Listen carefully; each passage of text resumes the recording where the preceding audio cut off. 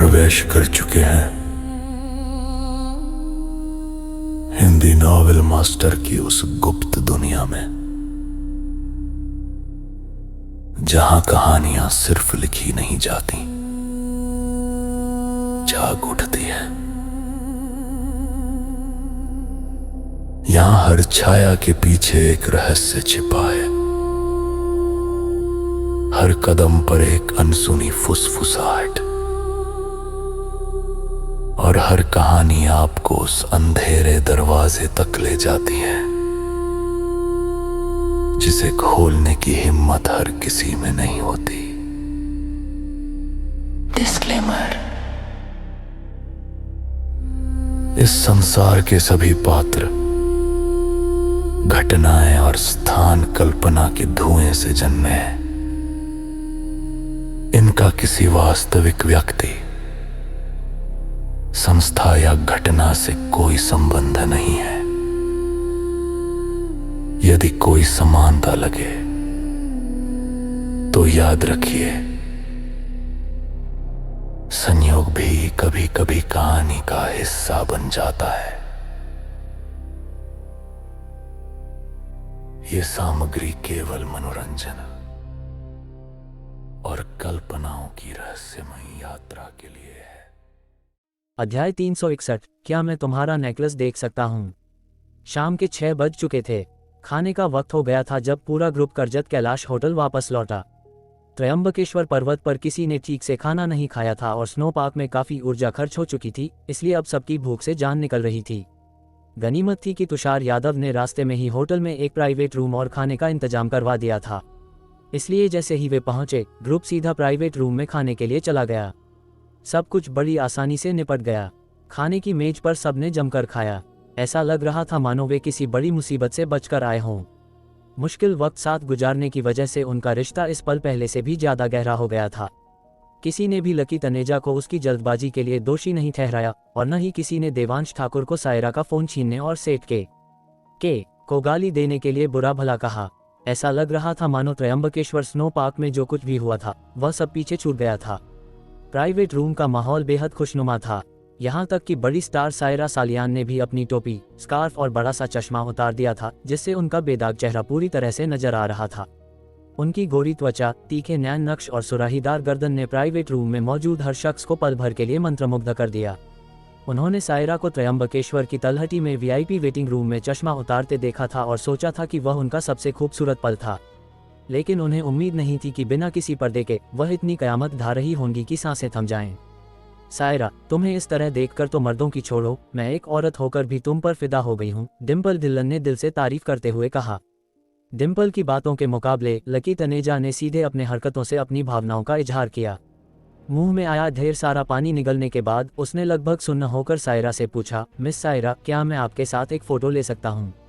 सायरा उसकी बात सुनकर मुस्कुरा दी। बिल्कुल, आप तो मेरे रक्षक हैं। बोलते हुए सायरा खुद अपनी जगह से उठी और लकी की ओर बढ़ गईं। भले ही लकी आखिरी मौके पर ज़्यादा कुछ नहीं कर पाया था, लेकिन अगर शुरुआत में उसने अपनी आवाज़ न उठाई होती और सही कदम न उठाया होता तो शायद अब तक सेठ के उसे किसी बिस्तर से बांधकर अपनी हवस का शिकार बना चुका होता। सायरा एहसान मानने वाली इंसान थी, इसलिए वह लकी की बहुत शुक्रगुजार थी। लकी के साथ फ़ोटो लेने के बाद डिम्पल और बाकी लोगों ने भी फ़ोटो की गुजारिश की। सबने बारी बारी से जाकर फ़ोटो खिंचवाए, यहाँ तक कि वेदिका जेठमलानी भी इस मस्ती में शामिल हो गई। माहौल बहुत जीवंत हो गया था। सिर्फ देवांश ठाकुर किसी पुराने ऋषि की तरह शांत बैठे थे और अपना पूरा ध्यान सामने रखे खाने पर लगाए हुए थे।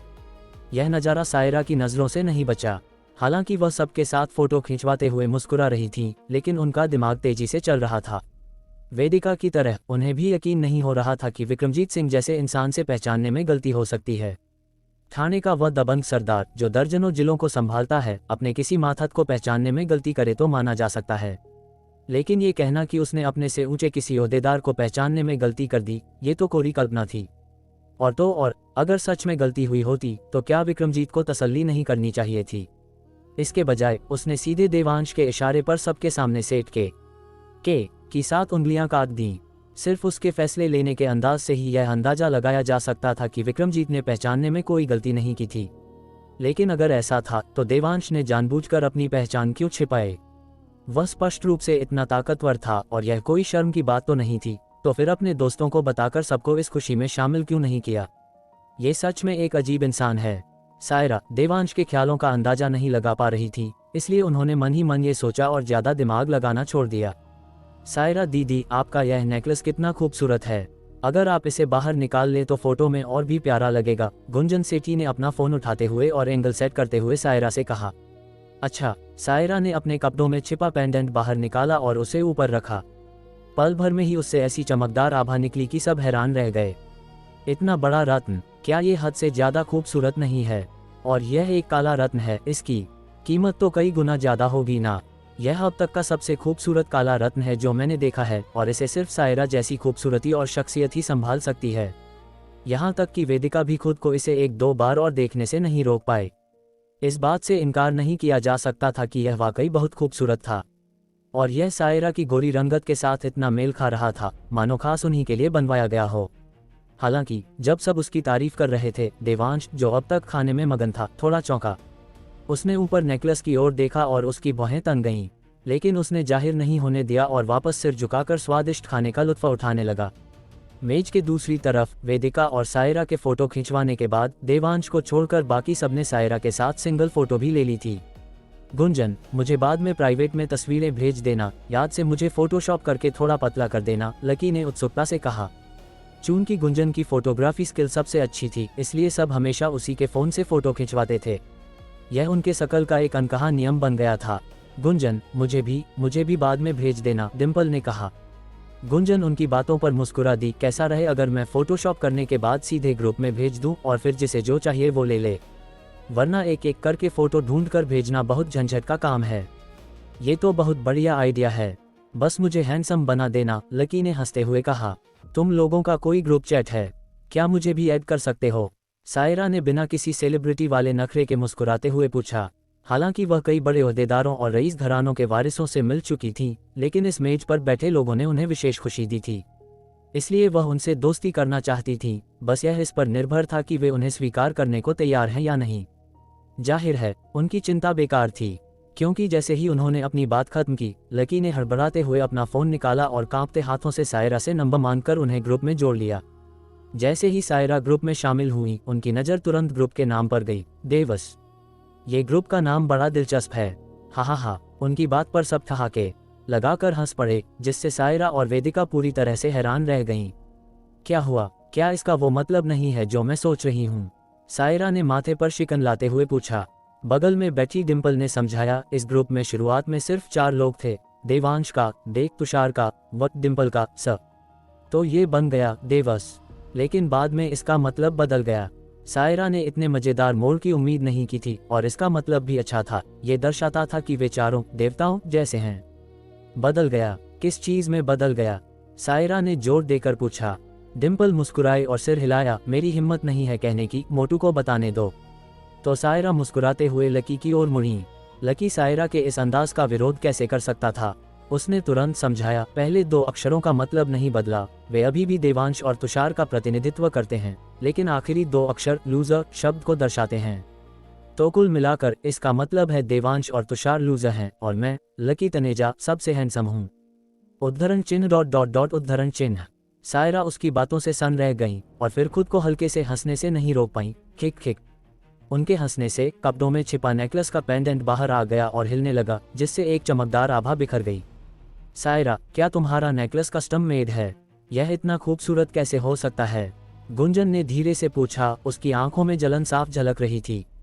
यह मुझे इंडस्ट्री में एक अच्छी दोस्त ने दिया था। उसने कहा कि उसने खास तौर पर विदेश से इसे भारी कीमत पर बनवाया है, और मुझसे कहा कि इसे हर समय पहनकर रखूं। उसने कहा कि यह मेरी सुरक्षा करेगा, दुर्भाग्य को सौभाग्य में बदल देगा, और मेरे करियर में सफलता भी सुनिश्चित करेगा, जिससे मैं एक बड़ी स्टार बन जाऊंगी। सायरा ने बिना किसी छिपाव के उन्हें साफ साफ बता दिया। एंटरटेनमेंट इंडस्ट्री में कई लोग खुद को आध्यात्मिक दिखाने का ढोंग करते हैं, लेकिन सायरा ने ऐसा नहीं किया, जो विशेष रूप से काबिले तारीफ था। कोई शक नहीं कि यह इतना खूबसूरत है, लेकिन तुम अपनी प्रतिभा से बड़ी स्टार बनी हो, इस नेकलेस की वजह से नहीं, डिम्पल ने कहा, परोक्ष रूप से सायरा की एक्टिंग स्किल की तारीफ करते हुए। तभी देवांश, जो अब तक चुप था, उसने टिश्यू से अपना मुंह पोंछा, सायरा की ओर देखा और पूछा, क्या मैं तुम्हारा नेकलेस देख सकता हूँ? सायरा उसकी बात से चौंक गईं। एक पल के लिए उन्हें समझ नहीं आया कि क्या करें। आखिरकार उसने हमेशा इस नेकलेस को अपने शरीर से सटाकर पहना था और इसमें अभी भी उसकी शरीर की खुशबू थी। अगर देवांश इसे सूंघता तो क्या ये परोक्ष रूप से उसकी छाती को छूने जैसा नहीं होगा। अध्याय 362 वेदिका की मुलाकात। और उसने उसे छुआ था तो उसमें निश्चित रूप से उसकी ऊर्जा होगी। क्या वह वाकई इसे वापस वैसे ही पहन पाएगी? अगर वह इसे न पहने या सबके सामने पेंडेंट को पोंछे तो क्या यह उसका अपमान नहीं लगेगा? सिर्फ सायरा ही नहीं, मेज पर मौजूद बाकी लोगों को भी लगा कि देवांश की मांग थोड़ी ज्यादा हो गई है। आखिर वह नेकलेस बहुत कीमती था। अगर वह गलती से टूट गया तो वह उसकी भरपाई कैसे करेगा? उसकी दोस्त खास तौर पर विदेश से इसे लाई थी, शायद पूरी दुनिया में यह इकलौता पीस था। और वह पहले ही कह चुकी थी कि जिसने उसे ये दिया था उसने उसे हर समय पहनने के लिए कहा था, लेकिन वह उसे उतार कर देखने के लिए कह रहा था। क्या यह उसके लिए मुश्किल नहीं था? हालांकि ये सोचकर कि देवांश बिना किसी वजह के कोई काम नहीं करता, उन्होंने ज्यादा कुछ नहीं कहा, बस चुपचाप देखते रहे और सायरा के जवाब का इंतजार करने लगे।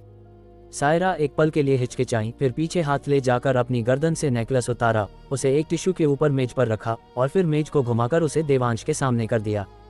सामने रखे नेकलेस को देखकर देवांश ने उसे उठाने में जल्दबाजी नहीं की। कुछ सेकंड तक उसे देखने के बाद उसने कुछ टिश्यू निकाले, नेकलेस को उनमें लपेटा, धीरे से उसे उठाया और बारीकी से जांच करने के लिए अपने सामने रख लिया। देवांश को नेकलेस को टिश्यू में लपेटते देख सायरा ने तुरंत राहत की सांस ली। लेकिन वह जो नहीं जानती थी वह ये था कि जहां वह अपनी शरीर की खुशबू के देवांश द्वारा छू लिए जाने से चिंतित थी, वहीं देवांश इस बात से चिंतित था कि कहीं उसकी खुशबू उसकी उंगलियों को गंदा न कर दे। अगर यहाँ इतने लोग न होते तो वह अपने हाथों का इस्तेमाल भी नहीं करता, वह सीधे अपनी आंतर शक्ति का उपयोग करके नेकलेस को उठा लेता। सामने रखे नेकलेस को देखते हुए, खासकर उस काले रत्न को सामान्य नजरों से कुछ भी असामान्य नहीं देखा जा सकता था, लेकिन उसकी दिव्य दृष्टि उसे बता रही थी कि इस काले रत्न में कुछ अजीब है और इसमें बुरी शक्ति यानी ईविल की बहुत ज्यादा है। यही कारण था कि देवांश इस नेकलेस को अपनी आंखों से देखना चाहता था। बेशक ये भी एक वजह थी कि सायरा ने बार बार सबकी सुरक्षा के लिए खुद को कुर्बान करने की कोशिश की थी, जिसने देवांश को प्रभावित किया था। वरना चाहे सायरा कितनी भी बड़ी स्टार क्यों न होती, उसके जीने या मरने से उसे कोई लेना देना नहीं होता। चून की साधारण दृष्टि कुछ भी नहीं देख सकती थी, देवांश ने कुछ भी छिपाया नहीं और सीधे नील कमल अग्नि को सक्रिय कर दिया। एक विचार के साथ उसकी दोनों आंखों में तुरंत एक बैंगनी लौ जल उठी, जो उसके भीतर ऊपर नीचे टिमटिमा रही थी। नीलकमल अग्नि के आशीर्वाद से देवांश ने जल्दी ही काले रत्न के अंदर का नजारा देख लिया। हर तरफ लाशें बिखरी पड़ी थीं, सफेद हड्डियां थीं और बुरी शक्ति आसमान को छू रही थी। इस दृश्य की दूरी में एक बड़ा चक्रव्यूह भी था जो बहुत साफ नहीं था, और चक्रव्यूह के केंद्र में एक और भी धुंधली आकृति थी जो अपने आसपास की हर चीज को निगलती हुई प्रतीत हो रही थी। सिर्फ एक नज़र में देवांश काले रत्न के अंदर के दृश्य से सन रह गया। यह कोई ऐसी चीज नहीं थी जो शांति और आशीर्वाद लाए, ये साफ तौर पर एक दुष्ट साधना थी जो पहनने वाले की उम्र को खा जाती थी। देवांश ने अंदर के बड़े चक्रव्यूह को नष्ट करने की कोशिश की, लेकिन पाया कि अगर उसकी हरकत बहुत छोटी हुई तो वह उस चीज का कुछ नहीं बिगाड़ पाएगा, लेकिन अगर हंगामा बहुत बड़ा हुआ तो उसे इस चीज को तोड़ना पड़ेगा, और उस स्थिति में सायरा शायद उससे मरने मारने पर उतारू हो जाएगी। अगर बात सिर्फ इतनी होती तो भी इसे संभालना आसान होता। आखिर जब तक वह सायरा को काबू में रखता, वह कुछ ही चालों में रत्न के अंदर की गंदगी को खत्म कर सकता था। लेकिन अब मुख्य समस्या ये थी कि उस बड़े चक्रव्यूह के अंदर एक आकृति पहले ही दिखाई दे चुकी थी, जिसका मतलब था कि यह शैतानी चीज और सायरा एक हो चुके थे, उनका सुख दुख साझा था। अगर उसने जबरदस्ती इस चीज को हटाया तो बड़े चक्रव्यूह के अंदर की आकृति मर जाएगी, और उस समय बाहर सायरा भी मर जाएगी। ये सबसे बड़ी मुसीबत थी। इसलिए देवांश ने ज्यादा संकोच नहीं किया, बल्कि हवा में कुछ ताबीज बनाए और सीधे काले रत्न में मार दिए, जिससे अंदर का बड़ा चक्रव्यूह अस्थायी रूप से स्थिर हो गया ताकि वह अब सायरा को नुकसान न पहुंचा सके। फिर उसने नेकलेस को वापस कागज पर रखा और मेज को घुमा दिया। इन कुछ ताबीजों के साथ सायरा का शरीर और किस्मत अस्थायी रूप से कुछ समय के लिए नेकलेस से प्रभावित नहीं होंगे। जब तक सायरा अगले कुछ समय तक नेकलेस को नहीं छूती, काले रत्न में मौजूद चक्रव्यूह बिना पोषण के स्वाभाविक रूप से धीरे धीरे खत्म हो जाएगा। कैसा है देवांश, क्या तुम्हें कुछ पता चला? लकी ने चिंतित चेहरे के साथ पूछा। देवांश ने सिर हिलाया, उसे कोई जवाब नहीं दिया, बल्कि सायरा की ओर देखा और कहा, ये चीज तुम्हारे लिए अच्छी नहीं है, तुम्हें इसे अब और नहीं पहनना चाहिए। हैं? सायरा ने धीरे से कहा, अब और नहीं पहनना चाहिए? हाँ, ये तुम्हारी उम्र और किस्मत को खा जाएगा। जितना ज्यादा तुम इसे पहनोगी उतनी ही बदकिस्मत होती जाओगी। देवांश ने इसे विस्तार से नहीं समझाया, केवल एक ऊपरी स्पष्टीकरण दिया। लेकिन यह मुझे इंडस्ट्री में मेरी सबसे अच्छी दोस्त ने दिया था, जिसने कहा था कि यह आशीर्वाद दे सकता है। सायरा के चेहरे पर अविश्वास था। उसे समझ नहीं आ रहा था कि देवांश पर भरोसा करे या अपनी सबसे अच्छी दोस्त पर। वह अपनी बात पूरी करने से पहले ही जड़ हो गई। ना मुन्ना ना, देवांश तुम ये भी देख सकते हो। लकी ने फटी आंखों से पूछा, तुमने कब सीखा? देवांश ने लकी को चिढ़कर घूरा, जब तुम क्लास में सो रहे थे। हट, लकी ने तिरस्कार के साथ जवाब दिया। फिर माथे पर शिकन लाते हुए सायरा से कहा, हालांकि ये देवांश का बच्चा बहुत अविश्वसनीय है, लेकिन वह कभी लापरवाह नहीं होता और महत्वपूर्ण मामलों में कभी गलती नहीं करता। इसलिए मुझे लगता है कि जब उसने न पहनने के लिए कहा है तो बेहतर होगा कि आप इसे न पहने। जैसे ही उसने ये कहा, डिम्पल और अन्य लोगों ने भी हाँ में हाँ मिलाई और मोटू की राय का समर्थन किया। सायरा एक पल के लिए हिचकिचाई, ये सोचते हुए कि चूंकि इसे एक आदमी के हाथ से छुआ गया है, भले ही वह टिश्यू के जरिए हो, फिर भी उसे थोड़ा अजीब लग रहा था। इसलिए उसने मौके का फायदा उठाया और नेकलेस को अपने बैग में रख लिया। जहां तक देवांश के ये कहने की बात थी कि नेकलेस उसे नुकसान पहुंचाएगा, उसे इस पर बिल्कुल विश्वास नहीं था। देवांश सायरा के विचारों को नहीं जानता था। वैसे भी उसने जितनी मदद हो सकती थी कर दी थी। जहां तक बात इसकी थी कि सायरा भविष्य में इसे फिर से पहनेगी या नहीं, यह अब देवांश का मामला नहीं था। सायरा के साथ उसकी दोस्ती की कीमत बस इतनी ही थी। वैसे सायरा, तुम कब जा रही हो? मैं किसी को पहले से ही तुम्हें विदा करने के लिए इंतजाम कर दूंगा, ताकि यवतमाल जिले में फिर से कोई अनहोनी न हो, तुषार ने पूछा। ये सुनकर सायरा का चेहरा उतर गया और उसने जवाब दिया, हालांकि मैं कुछ दिन और घूमना चाहती थी, लेकिन इतनी बड़ी घटना के साथ मुझे शायद कल वापस जाना पड़ेगा। ठीक है, फिर मैं इंतजाम। इससे पहले कि तुषार अपनी बात पूरी कर पाता, देवांश, जो आमतौर पर चुप रहता था, बीच में ही बोल पड़ा, तुषार, तुम्हें परेशान होने की जरूरत नहीं है। मैंने किसी को उसे लेने के लिए पहले ही इंतजाम कर दिया है। ... प्रश्नवाचक चिन्ह। ये सुनकर सब हैरान रह गए। कौन? ये फिर से विक्रमजीत तो नहीं है ना? तुषार ने पूछा। जैसे ही यह कहा गया, सायरा का शरीर कांपने से खुद को रोक नहीं पाया। आज दोपहर जो हुआ वह सचमुच बहुत भयानक था। अभी भी उसे वह डर महसूस हो रहा था। नहीं, यह एक ब्रांड है जो उसके साथ काम करना चाहता है। वे कुछ समय से उसे ढूंढ रहे थे, लेकिन उसे पा नहीं सके। पता चला कि वह घूमने निकल गई है, देवांश ने मुस्कुराते हुए कहा। उसे पहले सायरा का नाम याद नहीं आया था। बाद में स्कीइंग करते समय अचानक उसे ख्याल आया, जैसे उसे याद आया हो कि रिया कपूर ने उसका जिक्र किया था। इसलिए पहाड़ से नीचे आने के बाद उसने अपने फ़ोन पर रिया कपूर को मैसेज भेजा और पूछा कि क्या वह सायरा नाम की किसी फीमेल सेलिब्रिटी को ढूंढ रही है। इस बातचीत के जरिए देवांश ने रिया कपूर से किसी को सीधे सायरा से बात करने और उसे ले जाने के लिए भेजने को कहा। वाह, ये तो बहुत हाई क्लास लग रहा है। मैं कहता हूँ देवांश, तुम अब सेलिब्रिटी एजेंट के रूप में काम तो नहीं कर रहे हो। तब तो तुम्हें बहुत सारी फीमेल सेलिब्रिटीज से मिलने का मौका मिलता होगा। लकी ने एक नाटकीय अभिव्यक्ति के साथ पूछा और उसकी आंखों में स्पष्ट रूप से जलन भरी थी। बोलने के बाद लकी को लगा कि उसने कुछ गलत कह दिया है, इसलिए उसने जल्दी से सायरा को समझाया। सायरा जी, गलत मत समझना, आप अभी भी मेरी पसंदीदा फीमेल सेलिब्रिटी हैं, ठीक है? अच्छा होता अगर उसने सफाई न दी होती। सफाई देते ही हंसी का एक ठहाका गूंज उठा। देवांश भी मुस्कुराया और सिर हिलाया, ये सोचकर कि लकी सच में एक नमूना है। दिन एक सुकून भरे और खुशनुमा माहौल में खत्म हुआ और रात के 9 बज चुके थे। मेजबान के रूप में तुषार ने स्वाभाविक रूप से सायरा के लिए पहले ही एक कमरा बुक कर लिया था, ठीक वेदिका के कमरे के बगल में, ये कहते हुए कि वे रात में एक दूसरे का ख्याल रख सकती हैं। महफिल के बाद सब अपने अपने रास्ते चले गए। तुषार द्वारा वेदिका को उसके कमरे में वापस भेजने के बाद कुछ ही देर में उसने समय पर देवांश का दरवाजा खटखटाया। दोनों के थोड़ी देर गपशप करने के बाद तुषार घर लौट गया। उसके जाने के कुछ ही देर बाद देवांश का दरवाजा फिर से खटखटाया गया। देवांश ने सोचा कि तुषार वापस आ गया है, लेकिन जब उसने दरवाजा खोला तो वह वास्तव में वेदिका थी, जो उसे पसंद नहीं करती थी। अध्याय 363। आज के बाद उन बड़े लोगों के सामने टशन मारना बंद करो। कोई गड़बड़ है? देवांश ने उदासीनता से पूछा। उसने सोचा था कि वेदिका तुषार को दबे छिपे अंदाज में अलविदा कहेगी, लेकिन तुषार जल्दी ही ऊपर उससे मिलने आ गया और उसने कोई उदासी नहीं दिखाई, जिसका मतलब था कि वेदिका ने उसे कुछ नहीं बताया था। 2 चीजें हैं जिनके लिए मैं तुमसे मदद मांगना चाहती हूँ, वेदिका ने सीधे तौर पर कहा। उसकी आवाज बहुत ठंडी थी। ये साफ था कि वह अभी भी देवांश के खिलाफ पूर्वाग्रह रखती थी।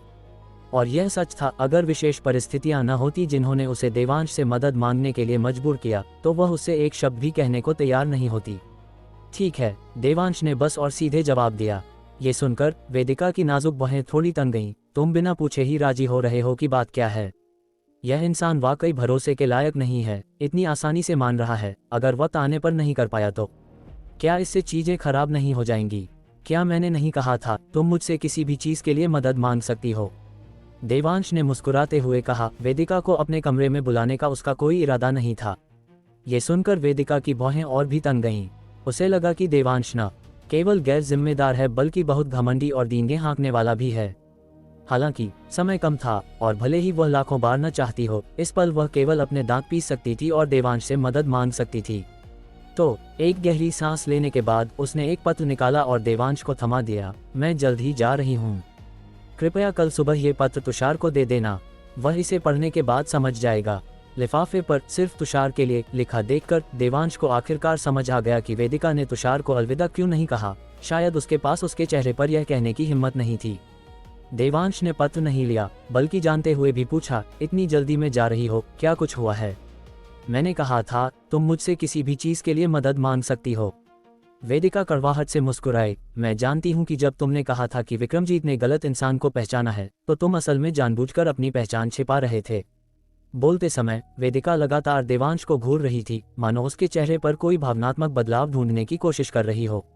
उसे मूल रूप से उम्मीद थी कि देवांश थोड़ा हैरान होगा, लेकिन उसे यह जानकर निराशा हुई कि देवांश एक पुराने कुएं की तरह शांत था। उसकी बात सुनने के बाद उसके चेहरे पर एक भी शिकन नहीं आई। देवांश को अजीब न लगने का कारण यह था कि वेदिका और सायरा बाहरी थी। वे 6 साल तक उसकी क्लासमेट नहीं रही थीं। जैसा कि कहावत है, दूर के ढोल सुहावने होते हैं, या बाहरी लोग सबसे साफ देखते हैं, इसलिए उनका उसके गलत इंसान को पहचानने वाली बकवास पर विश्वास न करना पूरी तरह से वाजिब था। देवांश की तरफ से कोई प्रतिक्रिया न पाकर वेदिका ने आगे कहा, लेकिन भले ही तुम्हारा विक्रमजीत के साथ कोई कनेक्शन हो, तुम इस मामले में मदद नहीं कर सकते और तुम खुद भी इसमें फंस सकते हो। इसलिए ये दूसरी चीज़ है जो मैं तुमसे मांगना चाहती हूँ। मुझे उम्मीद है कि तुम भविष्य में अपना अहंकार एक तरफ रख दोगे और विक्रमजीत की बेइज्जती नहीं करवाओगे। आखिरकार वह शायद तुम्हें एक बार इज्जत दे दे, लेकिन इसका मतलब यह नहीं है कि वह अगली बार भी देगा। मुझे उम्मीद है कि तुम थोड़े विनम्र रहोगे और तुषार की ज़्यादा मदद करने के लिए विक्रमजीत के साथ अपने कनेक्शन का इस्तेमाल करोगे और अपने आसपास के दोस्तों की मदद करोगे। संक्षेप में, भविष्य में उन बड़े लोगों के सामने टशन मारना बंद करो। यह एक ऐसा सवाल था जिस पर वेदिका तब से गहराई से विचार कर रही थी जब से वह स्की रिजॉर्ट से लौटी थी। हालांकि वह नहीं जानती थी कि देवांश का विक्रमजीत के साथ किस तरह का रिश्ता है। उसकी राय में देवांश का रवैया बिल्कुल समस्याग्रस्त था। इतना घमंडी और दबंग होना, सबके सामने एक प्रतिष्ठित क्षेत्रीय नेता को आदेश देना, क्या ये सार्वजनिक रूप से विक्रमजीत के मुंह पर तमाचा मारने जैसा नहीं था? 1 या 2 बार ठीक हो सकता है, लेकिन कुछ समय बाद क्या विक्रमजीत पुरानी और नई शिकायतों को मिलाकर देवांश के टुकड़े टुकड़े नहीं कर देगा? बेशक देवांश जिए या मरे, वेदिका को परवाह नहीं थी। उसे चिंता इस बात की थी कि देवांश की हरकतें तुषार को फंसा देंगी, जो हमेशा अपने दोस्तों के बारे में सोचता था। देवांश, जो पुराने कुएं की तरह शांत था, आखिरकार टशन मारना बंद करो शब्द सुनकर उसकी भौं अनचाहे ही फड़क उठी। क्या उसे विक्रमजीत के सामने दिखावा करने की जरूरत थी? वह वास्तव में अद्भुत था। अगर तुम्हें नहीं पता तो बकवास मत करो, ठीक है? ये देवांश कभी दिखावा नहीं करता। देवांश को अचानक बहुत अन्याय महसूस हुआ। अगर वेदिका उस समय देवांश के विचारों को जानती तो शायद उसे इतना गुस्सा आता कि वह खून की उल्टी कर देती। तुमने अपनी डींगे हाँक हाँक कर जान ले ली है और तुम में अभी भी यह कहने की हिम्मत है कि तुम कभी दिखावा नहीं करते। तुम काफी बड़े हो गए हो, क्या तुम्हें थोड़ी भी शर्म नहीं है? क्या तुम्हारी नजरों में मैं ऐसा ही इंसान हूँ? देवांश ने बहुत हैरान होकर पूछा। कोई बात नहीं, अभी भी बदलने में देर नहीं हुई है। देवांश की भौं फड़कते देख वेदिका समझ गई कि उसकी बातों ने उसे उकसाया होगा, इसलिए उसने और कुछ नहीं कहा, बस उम्मीद की कि वह उसकी बातों को याद रखेगा। देवांश, ठीक है, ये 2 चीजें हैं जो मुझे तुमसे मांगनी हैं। वेदिका ने अपनी उदासी को दबाया और आगे कहा, तुषार को पत्र दे देना। वह एक अच्छा इंसान है, उसे भविष्य में और कोई परेशानी मत देना। इतना कहकर वेदिका ने पत्र को देवांश के हाथ में थमा दिया, मुड़ी और लिफ्ट की ओर चल दी। अपनी मुसीबत का बिल्कुल भी जिक्र नहीं किया। देवांश दरवाजे पर खड़ा रहा, उसकी जाती हुई पीठ को पुकारते हुए, क्या तुम पक्का हो कि तुम्हें मेरी मदद की कोई और जरूरत नहीं है? वेदिका का शरीर अकड़ गया। वह देवांश की मदद कैसे नहीं चाहेगी? कोई नहीं जानता था कि जब उसने देवांश को विक्रमजीत को आदेश देते देखा तो वह कितनी उत्साहित थी। उस पल उसने देवांश से मदद मांगने, उसे अपनी आज़ादी के बदले उस शख्स यानी युवा मठाधीश से निपटने के लिए विक्रमजीत को जुटाने और फिर तुषार के साथ अपनी जिंदगी बिताने की कल्पना की थी। वह कितना अद्भुत होता, लेकिन जल्द ही उसने उस विचार को छोड़ दिया। क्योंकि वह जानती थी उस शख्स युवा मठाधीश से निपटने की तो बात ही छोड़ो, यहाँ तक कि उस आंतरशक्ति वाले मार्शल आर्टिस्ट के खिलाफ भी, जिसे युवा मठाधीश ने उस पर नजर रखने के लिए भेजा था, विक्रमजीत जैसे लोग मुकाबला नहीं कर सकते थे। इसलिए 3 सेकंड तक जड़वत खड़े रहने के बाद आखिरकार उसने अपने दांत भींचे और सिर हिलाया, फिर पीछे मुड़कर देखे बिना चली गई। वेदिका की जिद्दी जाती हुई आकृति को देखकर देवांश ने आह भरी, तुम्हारे लिए अपना मुंह खोलना इतना मुश्किल क्यों है? कोई आश्चर्य नहीं कि तुषार अब तक तुम्हारे साथ सो नहीं पाया, तुम्हारा मुंह वाकई बहुत तंग है। इतना कहकर देवांश ने पत्र को अपनी छाती में छिपा लिया, रूम कार्ड निकाला, दरवाजा बंद किया और चुपचाप उसके पीछे चल दिया। जब वेदिका नीचे पहुंची, मर्सिडीज बेंज S600 पहले से ही इंतजार कर रही थी। वेदिका ने पीछे मुड़कर कैलाश होटल को देखा, फिर अपने सामने घुप अंधेरी रात को।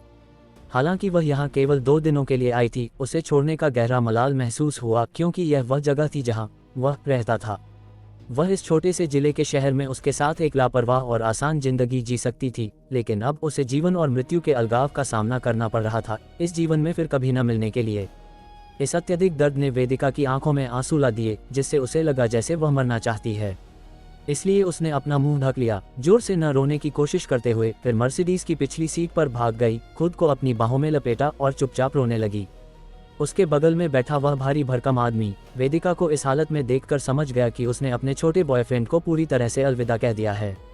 उसने भावनाहीन होकर आदेश दिया, गाड़ी चलाओ। मर्सिडीज जल्दी ही हाईवे पर आ गई और दक्षिण पश्चिम की ओर बढ़ गई।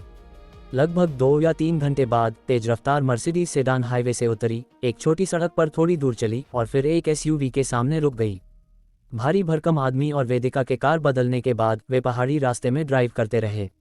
लगभग 1 घंटा और बीत गया और रात के 1 बज चुके थे जब SUV आखिरकार एक बहुत ही पुराने नीचे लकड़ी के घर के सामने रुकी। आज रात घर में आराम करो, कल सुबह कोई तुम्हें लेने आएगा, भारी भरकम आदमी ने कहा, फिर वेदिका को कार से बाहर निकलने के लिए कहा। वह खुद पिछली सीट पर लेट गया, ऐसा लग रहा था मानो कार में सोने की तैयारी कर रहा हो। वेदिका ने लकड़ी के घर का दरवाजा धकेला और पाया कि अंदर केवल एक मेज और एक बिस्तर था, यहाँ तक कि एक कुर्सी भी नहीं थी। मेज पर कुछ खाना और पानी रखा था, जो शायद खास तौर पर वेदिका के लिए तैयार किया गया था। वेदिका मेज के चारों ओर घूमी और बिस्तर पर लेट गई, लकड़ी की खिड़की से रात के आसमान को देखते हुए ऐसा महसूस कर रही थी मानो वह एक कैदी हो जिसे कोठरी में बंद कर दिया गया हो, तब से अपनी आज़ादी पूरी तरह से खो चुकी हो। तुषार के बारे में सोचते हुए, जो दूर करजत में था, जो निश्चित रूप से पागल होकर उसे पूरी दुनिया में ढूंढेगा जब वह कल सुबह जागेगा और उसे गायब पाएगा, उसका दिल ऐसे दुखने लगा जैसे सुइयों से छेदा गया हो और आंसू बेतहाशा बहने लगे। थोड़ी देर रोने के बाद, दिन भर खेलने और फिर पहाड़ी रास्तों पर SUV में झटके खाने से थकी हुई, वह अपने चेहरे पर आंसू लिए ही सो गई। उसने एक सपना देखा कि वह युवा मठाधीश की बेड़ियों से बच निकली है, तुषार से शादी कर ली है, बच्चे हैं और करजत में एक खुशहाल जिंदगी जी रही है। लेकिन इससे पहले कि सपना पूरा हो पाता, एक जोरदार धमाके ने उसे चौंका कर जगा दिया। अध्याय 364, तंत्र घाटी का अग्निहोत्री कुल। जब उसने अपनी आंखें खोली तो पाया कि उसके सामने की लकड़ी की दीवार के परखच्चे उड़ चुके थे और लकड़ी के घर के दोनों ओर के खंभों पर भयंकर आग धधक रही थी। दरवाजे के बाहर खड़ी ऑफ रोड गाड़ी पलट चुकी थी और ड्राइवर की नींद में ही मौत हो चुकी थी। वह महासिद्धि स्तर का मार्शल आर्टिस्ट था। उसने सीधे उस पिचकी हुई कार के दरवाजे को लात मारकर खोला और जलती हुई गाड़ी से बाहर रेंग कर निकला। भागो! उस भारी भरकम आदमी ने चिल्लाते हुए वेदिका की ओर भागते हुए हाथ हिलाया। लेकिन जैसे ही वह बोला, उसके पीछे ऑफ रोड गाड़ी के फ्यूल टैंक में जोरदार धमाका हुआ। उस विशाल शॉकवेव ने उसके शब्दों को बिखेर दिया और उसे धकेलकर लकड़ी के घर के अंदर फेंक दिया, जहां वह मुंह के बल गिरा। आग की रोशनी में वेदिका ने देखा कि उसकी पीठ पर जलने के साफ निशान थे और लोहे के 2 नुकीले टुकड़े उसकी पीठ में धंसे हुए थे, जिनसे गहरा लाल खून रिस रहा था। वेदिका नहीं जानती थी कि उसकी चोटें कितनी गंभीर थीं, लेकिन उसने देखा कि वह तेजी से उठा, फिर एक दहाड़ के साथ उसने जमीन पर जोर से पैर पटका। उसकी पीठ पर लगे लोहे के 2 टुकड़े कंपन से उसके शरीर से बाहर निकल गए और घर के बाहर की मिट्टी में पूरी तरह धंस गए, जबकि उसके घाव कसकर बंद हो गए और अब ताज़ा खून की एक बूंद भी नहीं निकल रही थी। क्या यह एक आंतरशक्ति वाला मार्शल आर्टिस्ट है? वेदिका की आंखों में हैरानी की एक झलक दिखाई दी। सिर्फ अपने शरीर की ताकत से वह लोहे के टुकड़ों को बाहर निकाल सकता है और अपने घावों को सील कर सकता है। हालांकि वह घावों को भरने के लिए कुछ कच्चे जादुई मंत्रों और दैवीय शक्तियों का भी उपयोग कर सकती थी, लेकिन यह निश्चित रूप से इस आदमी जितना तेज और सीधा नहीं था। गनीमत है कि मैंने उस समय देवांश से मदद नहीं मांगी, वरना भले ही विक्रमजीत सैकड़ों मातहतों को ले आता, वे पूरी तरह से खत्म हो जाते। वेदिका ने आह भरी और बाहर देखा। आखिर दिव्य मेघा आश्रम के एक रक्षक पर हमला करने की हिम्मत किसने की? इस समय भोर हो रही थी, सोने का सबसे अच्छा समय। विरोधी ने इस समय को कार्रवाई के लिए चुना। यह साफ था कि यह एक सोची समझी साजिश थी। लेकिन इस दुनिया में दिव्य मेघा आश्रम का मुकाबला कौन कर सकता था? क्या ये चट्टान से सिर टकराने जैसा नहीं था, सीधे मौत को दावत देना? अगर सच में इस दुनिया में ऐसा कोई संगठन होता तो वह बहुत पहले ही मदद की भीख मांग चुकी होती और अब तक इंतजार न करती, जबकि उसे दिव्य मेघा आश्रम द्वारा लगातार धमकाया जा रहा था। जैसे ही वह सोच रही थी, उसने देखा कि बाहर जलती हुई ऑफ-रोड गाड़ी की लपटें अचानक कम हो गईं, जैसे किसी चीज ने उन्हें चूस लिया हो। जैसे जैसे लपटें धीरे धीरे कम हुईं, वेदिका ने कार पर बची हुई आग का उपयोग करते हुए धुंधला सा देखा कि एक व्यक्ति ऑफ-रोड गाड़ी के सामने खड़ा था, जिसने एक आधा इंसान जितना ऊंचा बैंगनी सोने का जादुई तुमड़ा पकड़ रखा था, जिसका मुंह कार की ओर था और वह पागलों की तरह कार से सारी लपटें तुमड़े के पेट में चूस रहा था। अग्नि नियंत्रक जादुई खजाना, ये 4 शब्द तुरंत वेदिका के दिमाग में आए। हालांकि वह जादुई खजानों के बारे में जानती थी, लेकिन उसने कभी सच में कोई नहीं देखा था। जादुई खजाने के बारे में सब कुछ उसने पहले अपने गुरु से सुना था और उसे उम्मीद नहीं थी कि आज वह इसे अपनी आंखों से देखेगी। अग्नि नियंत्रक बैंगनी सोने का तुमड़ा, क्या तुम तंत्र घाटी के अग्निहोत्री कुल से हो? भारी भरकम आदमी गजराज सिंह ने माथे पर शिकन लाते हुए 2 वाक्य बोले। हे, मुझे उम्मीद नहीं थी कि दिव्य मेघा आश्रम जैसे संप्रदाय में जो दिव्य होने का ढोंग करता है, कोई मेरी उत्पत्ति को एक नज़र में पहचान सकता है।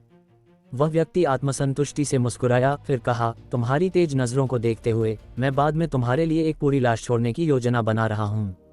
हम घमंडी। गजराज सिंह ने ठंडी सांस ली और उस व्यक्ति की ओर दौड़ा।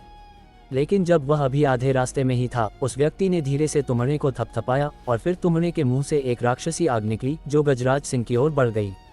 इससे पहले कि गजराज सिंह आग के करीब भी पहुंच पाता, वह भारी गर्मी की लहर से झुलस गया, अपनी आंखें खोलने में असमर्थ था। वह जल्दी से एक तरफ लुढ़क गया, फिर बार बार पीछे हट गया। जब वह स्थिर खड़ा हुआ और पीछे मुड़कर देखा तो उसकी पुतलियां अचानक फैल गईं। जहां से आग गुजरी थी, पूरी जमीन आधा फीट गहरी जलकर राख हो गई थी।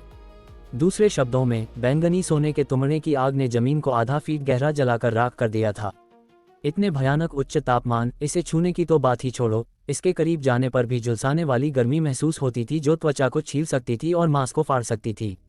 गजराज सिंह जानता था कि वह मुकाबला नहीं कर सकता और जल्दी से बात करने लगा। अग्निहोत्री, हमारे दिव्य मेघा आश्रम की तुम्हारे साथ कोई शिकायत या दुश्मनी नहीं है।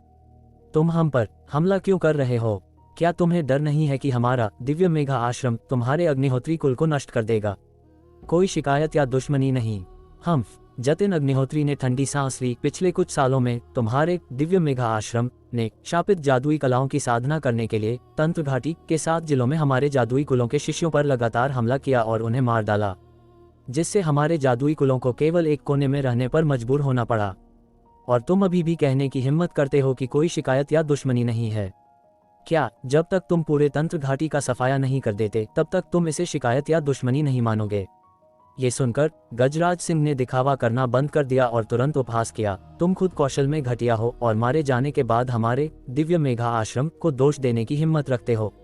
अगर तुम पर्याप्त मजबूत होते तो हमारा दिव्य मेघा आश्रम चाहकर भी तुम्हें नहीं मार सकता था। तुम ही बताओ, क्या ये सच नहीं है?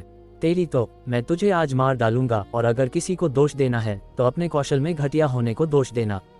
जतिन अग्निहोत्री गुस्से में था और गजराज सिंह पर दहाड़ा।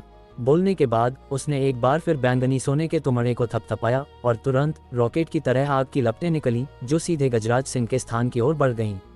जबकि ये लपटें अभी आधे रास्ते में ही थीं, वे करीब 3.3 मीटर चौड़े आग के गोले में मिल गईं। इसका विशाल कवरेज गजराज सिंह की स्थिति को और भी खतरनाक बना रहा था। भले ही गजराज सिंह कूदा और तुरंत चकमा दे गया, लेकिन जमीन पर उतरने पर आग के गोले के विस्फोट से उत्पन्न बल ने एक छोटे तोप के गोले की तरह गजराज सिंह को 3 या 4 झांक दूर उड़ा दिया। फिर वह भारी मन से जमीन पर गिर गया। गजराज सिंह अभी भी चक्कर खा रहा था जब एक और आग का गोला फिर से टकराया, जिससे वह भयभीत हो गया। उसने आग के गोले के बिल्कुल केंद्र से मुश्किल से बचने के लिए अपने सभी अंगों का इस्तेमाल किया, लेकिन फिर भी विस्फोट से उत्पन्न हवा के झोंके ने गजराज सिंह को जमीन पर गिरा दिया। झुलसाने वाली हवा ने उसकी त्वचा पर फफोले भी जला दिए, जिससे उसे देखना भी दर्दनाक हो गया। पूरी प्रक्रिया के दौरान गजराज सिंह शुरू से अंत तक केवल निष्क्रिय रूप से चकमा दे सकता था। जवाबी हमला करने की तो बात ही छोड़ो, बस जीवित रहने ने उसकी सारी ताकत खत्म कर दी थी। कुछ और आग के गोलों के बाद गजराज सिंह के शरीर पर कोई अच्छी त्वचा नहीं बची थी और यहाँ तक कि उसके कपड़े भी जलकर चिथड़े हो गए थे, जो बस उसकी शर्म को ढकने के लिए काफी थे। जल्द ही आसपास की जमीन पहचान से परे जल गई थी और गजराज सिंह भी पसीने से तरबतर हो रहा था और भारी सांस ले रहा था। ऐसा इसलिए नहीं था क्योंकि दौड़ना बहुत थकाऊ था, बल्कि इसलिए क्योंकि आग का तापमान बहुत ज्यादा था। भले ही अभी भी सर्दी थी, गजराज सिंह को ऐसा लग रहा था मानो वह किसी सौना में हो। अगर यह जारी रहा तो भले ही वह जलकर न मरे, वह गर्मी से घुट जाएगा। सबसे महत्वपूर्ण बात, यहाँ तक कि वेदिका भी बता सकती थी कि जतिन अग्निहोत्री ने अपनी पूरी ताकत का इस्तेमाल नहीं किया था, वरना अगर एक साथ कई आग के गोले दागे जाते तो गजराज सिंह, चाहे वह कितना भी तेज दौड़ सकता हो, मौके पर ही मर जाता। कैसा लगा? क्या तुम मेरे अग्नि नियंत्रण कौशल से संतुष्ट हो? जतिन अग्निहोत्री ने अत्यधिक आत्मसंतुष्टि के साथ उपहास किया। मैं तेरी माँ की, अगर तुझमें दम है तो उस बैंगनी सोने के तुमड़े को नीचे रख और एक असली लड़ाई लड़। गजराज सिंह ने अपने दांत भींच लिए। जब से वह एक महासिद्धि स्तर का मार्शल आर्टिस्ट बना था, उसने कभी इतनी अपमानजनक लड़ाई नहीं लड़ी थी। वह विरोधी द्वारा लगभग पूरी तरह से हावी था, जो कि बेहद शर्मनाक था। जतिन अग्निहोत्री ने एक पल सोचा, फिर पूछा, ठीक है, लेकिन एक शर्त है। क्या शर्त? जतिन अग्निहोत्री, अगर तुम हार गए तो तुम्हें मेरे लिए दिव्य मेघा मन साधना तकनीक सुनानी होगी।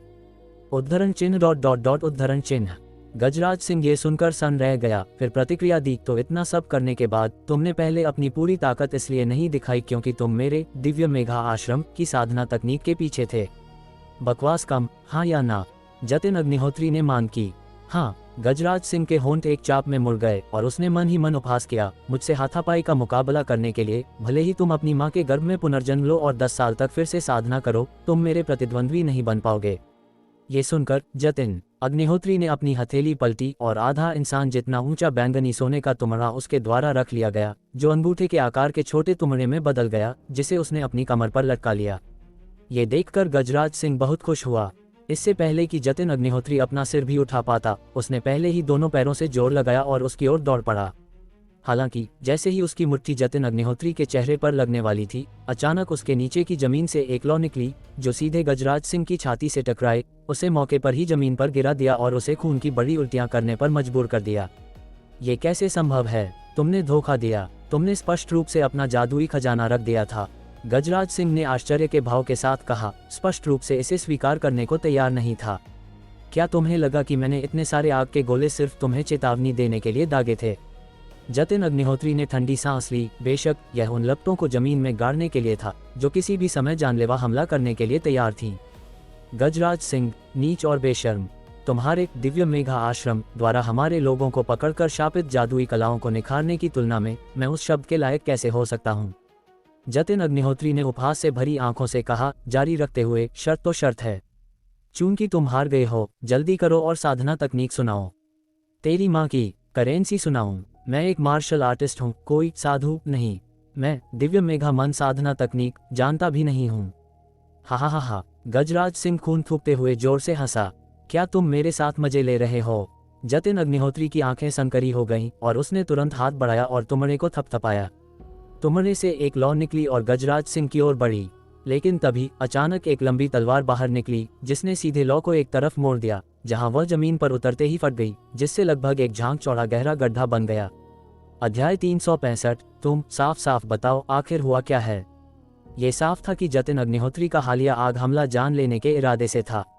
अगर तलवार का वह वार सही समय पर न हुआ होता तो गजराज सिंह अब तक राख हो चुका होता। गायत्री देवी, आखिरकार तुम आ ही गईं। गजराज सिंह फीका सा मुस्कुराया, फिर मुंह से खून का एक और घूंट थूका।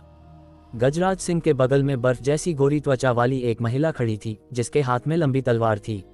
उसकी चमकती आंखें, सफेद दांत और कठोर अभिव्यक्ति पीछे लहराते लंबे बालों के साथ उसे स्वर्ग से उतरी किसी तलवारबाज परी जैसा बना रही थी। मेरी शिष्या वेदिका कहाँ है? गायत्री देवी ने साफ आवाज में पूछा, अपनी तलवार गजराज सिंह के गले पर टिका दी। गुरु माँ, मैं यहाँ हूँ, मैं ठीक हूँ।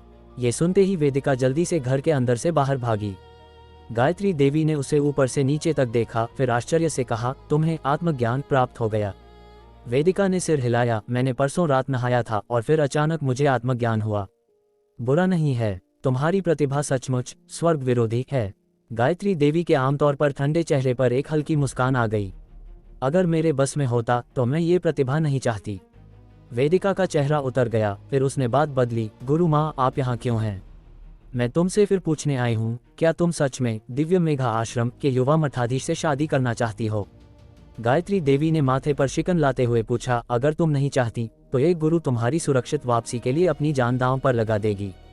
ये सुनकर वेदिका ने कड़वी मुस्कान के साथ सिर हिलाया। मैं भागकर कहाँ जाऊंगी? अगर मैं भाग भी जाऊं तो मेरे परिवार का क्या होगा? आपका क्या होगा गुरु माँ? बस्ती के ग्रामीणों का क्या होगा? और उसका क्या? तुम सबका क्या होगा? उद्धरण चिन्ह उद्धरण चिन्ह। गायत्री देवी पल भर के लिए निशब्द रह गईं, समझ नहीं आ रहा था कि क्या जवाब दें। अंत में वह केवल एक लंबी आह भर सकी। अगर वेदिका ने इतना बोझ न उठाया होता तो उसके जैसी शख्सियत वाली कोई लड़की उस अजनबी से शादी करने के लिए कैसे झुक सकती थी जिससे वह कभी मिली भी न हो।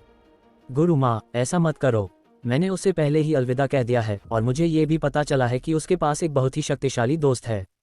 उस दोस्त की देखरेख में उसका भविष्य शांतिपूर्ण और सुखद होना चाहिए। वेदिका ने बोलते समय अपने चेहरे पर जबरदस्ती मुस्कान लाने की कोशिश की, लेकिन कहने के बाद उसे शायद कुछ याद आया और उसने जोड़ा, बशर्ते उसका दोस्त फिर से कूल बनने की कोशिश न करे। कूल बनने की? गायत्री देवी सन रह गईं, अनजाने में वाक्यांश दोहराया। कुछ नहीं, बस छोटी मोटी बातें हैं। मुझे यकीन है कि वह भविष्य में जरूर बदल जाएगा। वेदिका इस विषय पर ज्यादा बात नहीं करना चाहती थी। ठीक है, तुम एक तरफ रहो, मैं अग्निहोत्री कुल के सदस्यों से मिलती हूँ। इतना कहकर गायत्री देवी हाथ में तलवार लिए मुड़ी जतिन अग्निहोत्री का सामना करने के लिए और पूछा, दिव्य मेघा आश्रम के एक रक्षक पर हाथ उठाने की हिम्मत कैसे हुई? क्या तुम्हें अपने कुल के नाश का डर नहीं है? बकवास। अगर हम उन्हें अभी नहीं रोकते तो एक बार जब वे आपकी शिष्या को पालेंगे और उसकी विशेष काया का उपयोग करेंगे तो उनके साधना के महागुरु स्तर में प्रवेश करना बस समय की बात होगी। उस समय क्या आपको लगता है कि तंत्र घाटी के 7 जिलों के हमारे जादुई कुलों के पास जीवित रहने का कोई रास्ता होगा? बेहतर है कि पूरी ताकत लगा दी जाए और इसे जड़ से खत्म कर दिया जाए। जतिन अग्निहोत्री ने उपहास किया। तुम मेरी शिष्या को मारना चाहते हो? गायत्री देवी की भौहें कसकर तन गईं और उनका पूरा तेज तुरंत आसमान छूने लगा। ये देखकर जतिन अग्निहोत्री ने हड़बड़ाते हुए कहा, गलतफहमी। हम बस आपकी सम्मानित शिष्या को तंत्र घाटी या कहीं और ले जाना चाहते हैं जब तक कि वह दिव्य मेघा आश्रम के हाथों में न पड़े। ये सुनकर गायत्री देवी ने आखिरकार अपनी तलवार की मंशा वापस ले ली। हालांकि बुरी तरह झुलसे गजराज सिंह ने तिरस्कार पूर्वक हंसते हुए कहा, बहुत देर हो चुकी है। हमारे दिव्य मेघा आश्रम के युवा मठाधीश पहले ही रास्ते में हैं। मेरे हिसाब से वह बहुत जल्द पहुंचने वाले होंगे। जैसे ही ये शब्द बोले गए, वेदिका और गायत्री देवी दोनों के चेहरे तुरंत उतर गए। वे अभी अभी मिले थे, केवल तत्काल अलगाव का सामना करने के लिए, और यह अलगाव हमेशा के लिए हो सकता था। हारे हुए विरोधी, क्या तुमने इस पर विचार नहीं किया कि तंत्र घाटी के 7 जिलों में से केवल एक अग्निहोत्री परिवार का सदस्य उस महिला को छीनने आया? जतिन अग्निहोत्री ने आधी मुस्कान के साथ गजराज सिंह से पूछा। गजराज सिंह पहले सन रह गया, फिर उसकी आंखें फैल गईं, उसका चेहरा अविश्वास से भर गया। तुम गए थे? बिल्कुल सही। बाकी 6 जिलों के विशेषज्ञ तुम्हारे युवा मठाधीश को बीच रास्ते में रोकने गए हैं। चूंकि तुम्हारा युवा मठाधीश अभी तक नहीं आया है तो वे शायद सफल हो गए हैं। कैसा लगा? सरप्राइज? उम्मीद नहीं थी ना? जतिन अग्निहोत्री ने अपना तुमड़ा सहलाया, बहुत खुश दिख रहा था। जैसे ही ये शब्द बाहर आए, गुरु और शिष्या की आंखें तुरंत चमक उठीं। अगर वे सच में युवा मठाधीश को रोकने में सफल हो गए तो क्या वेदिका को अब उससे शादी नहीं करनी पड़ेगी? क्या उन पर लगाए गए प्रतिबंध और नियम भी पूरी तरह से रद्द नहीं हो जाएंगे? हालांकि इससे पहले कि वे खुश हो पाते, उन्होंने गजराज सिंह को तिरस्कार के साथ कहते सुना, तुम जैसे 2 कौड़ी के लोग, तुम्हें लगता है कि तुम युवा मठाधीश पर घात लगा सकते हो? तुम बस कुत्ते के आगे मांस के टुकड़े फेंक रहे हो, जो गए तो वापस नहीं आएंगे। बकवास बंद करो। हमारे 7 जिलों ने कुल 6 सर्वोशिखर स्तर के साधक और 7 महान मास्टर स्तर के जादुई कलाकार भेजे। तुम मुझसे कह रहे हो कि हम तुम्हारे एक मामूली सर्वोशिखर स्तर के युवा मठाधीश को नहीं मार सकते? जतिन अग्निहोत्री की आंखें गर्व और आत्मविश्वास से भरी थीं।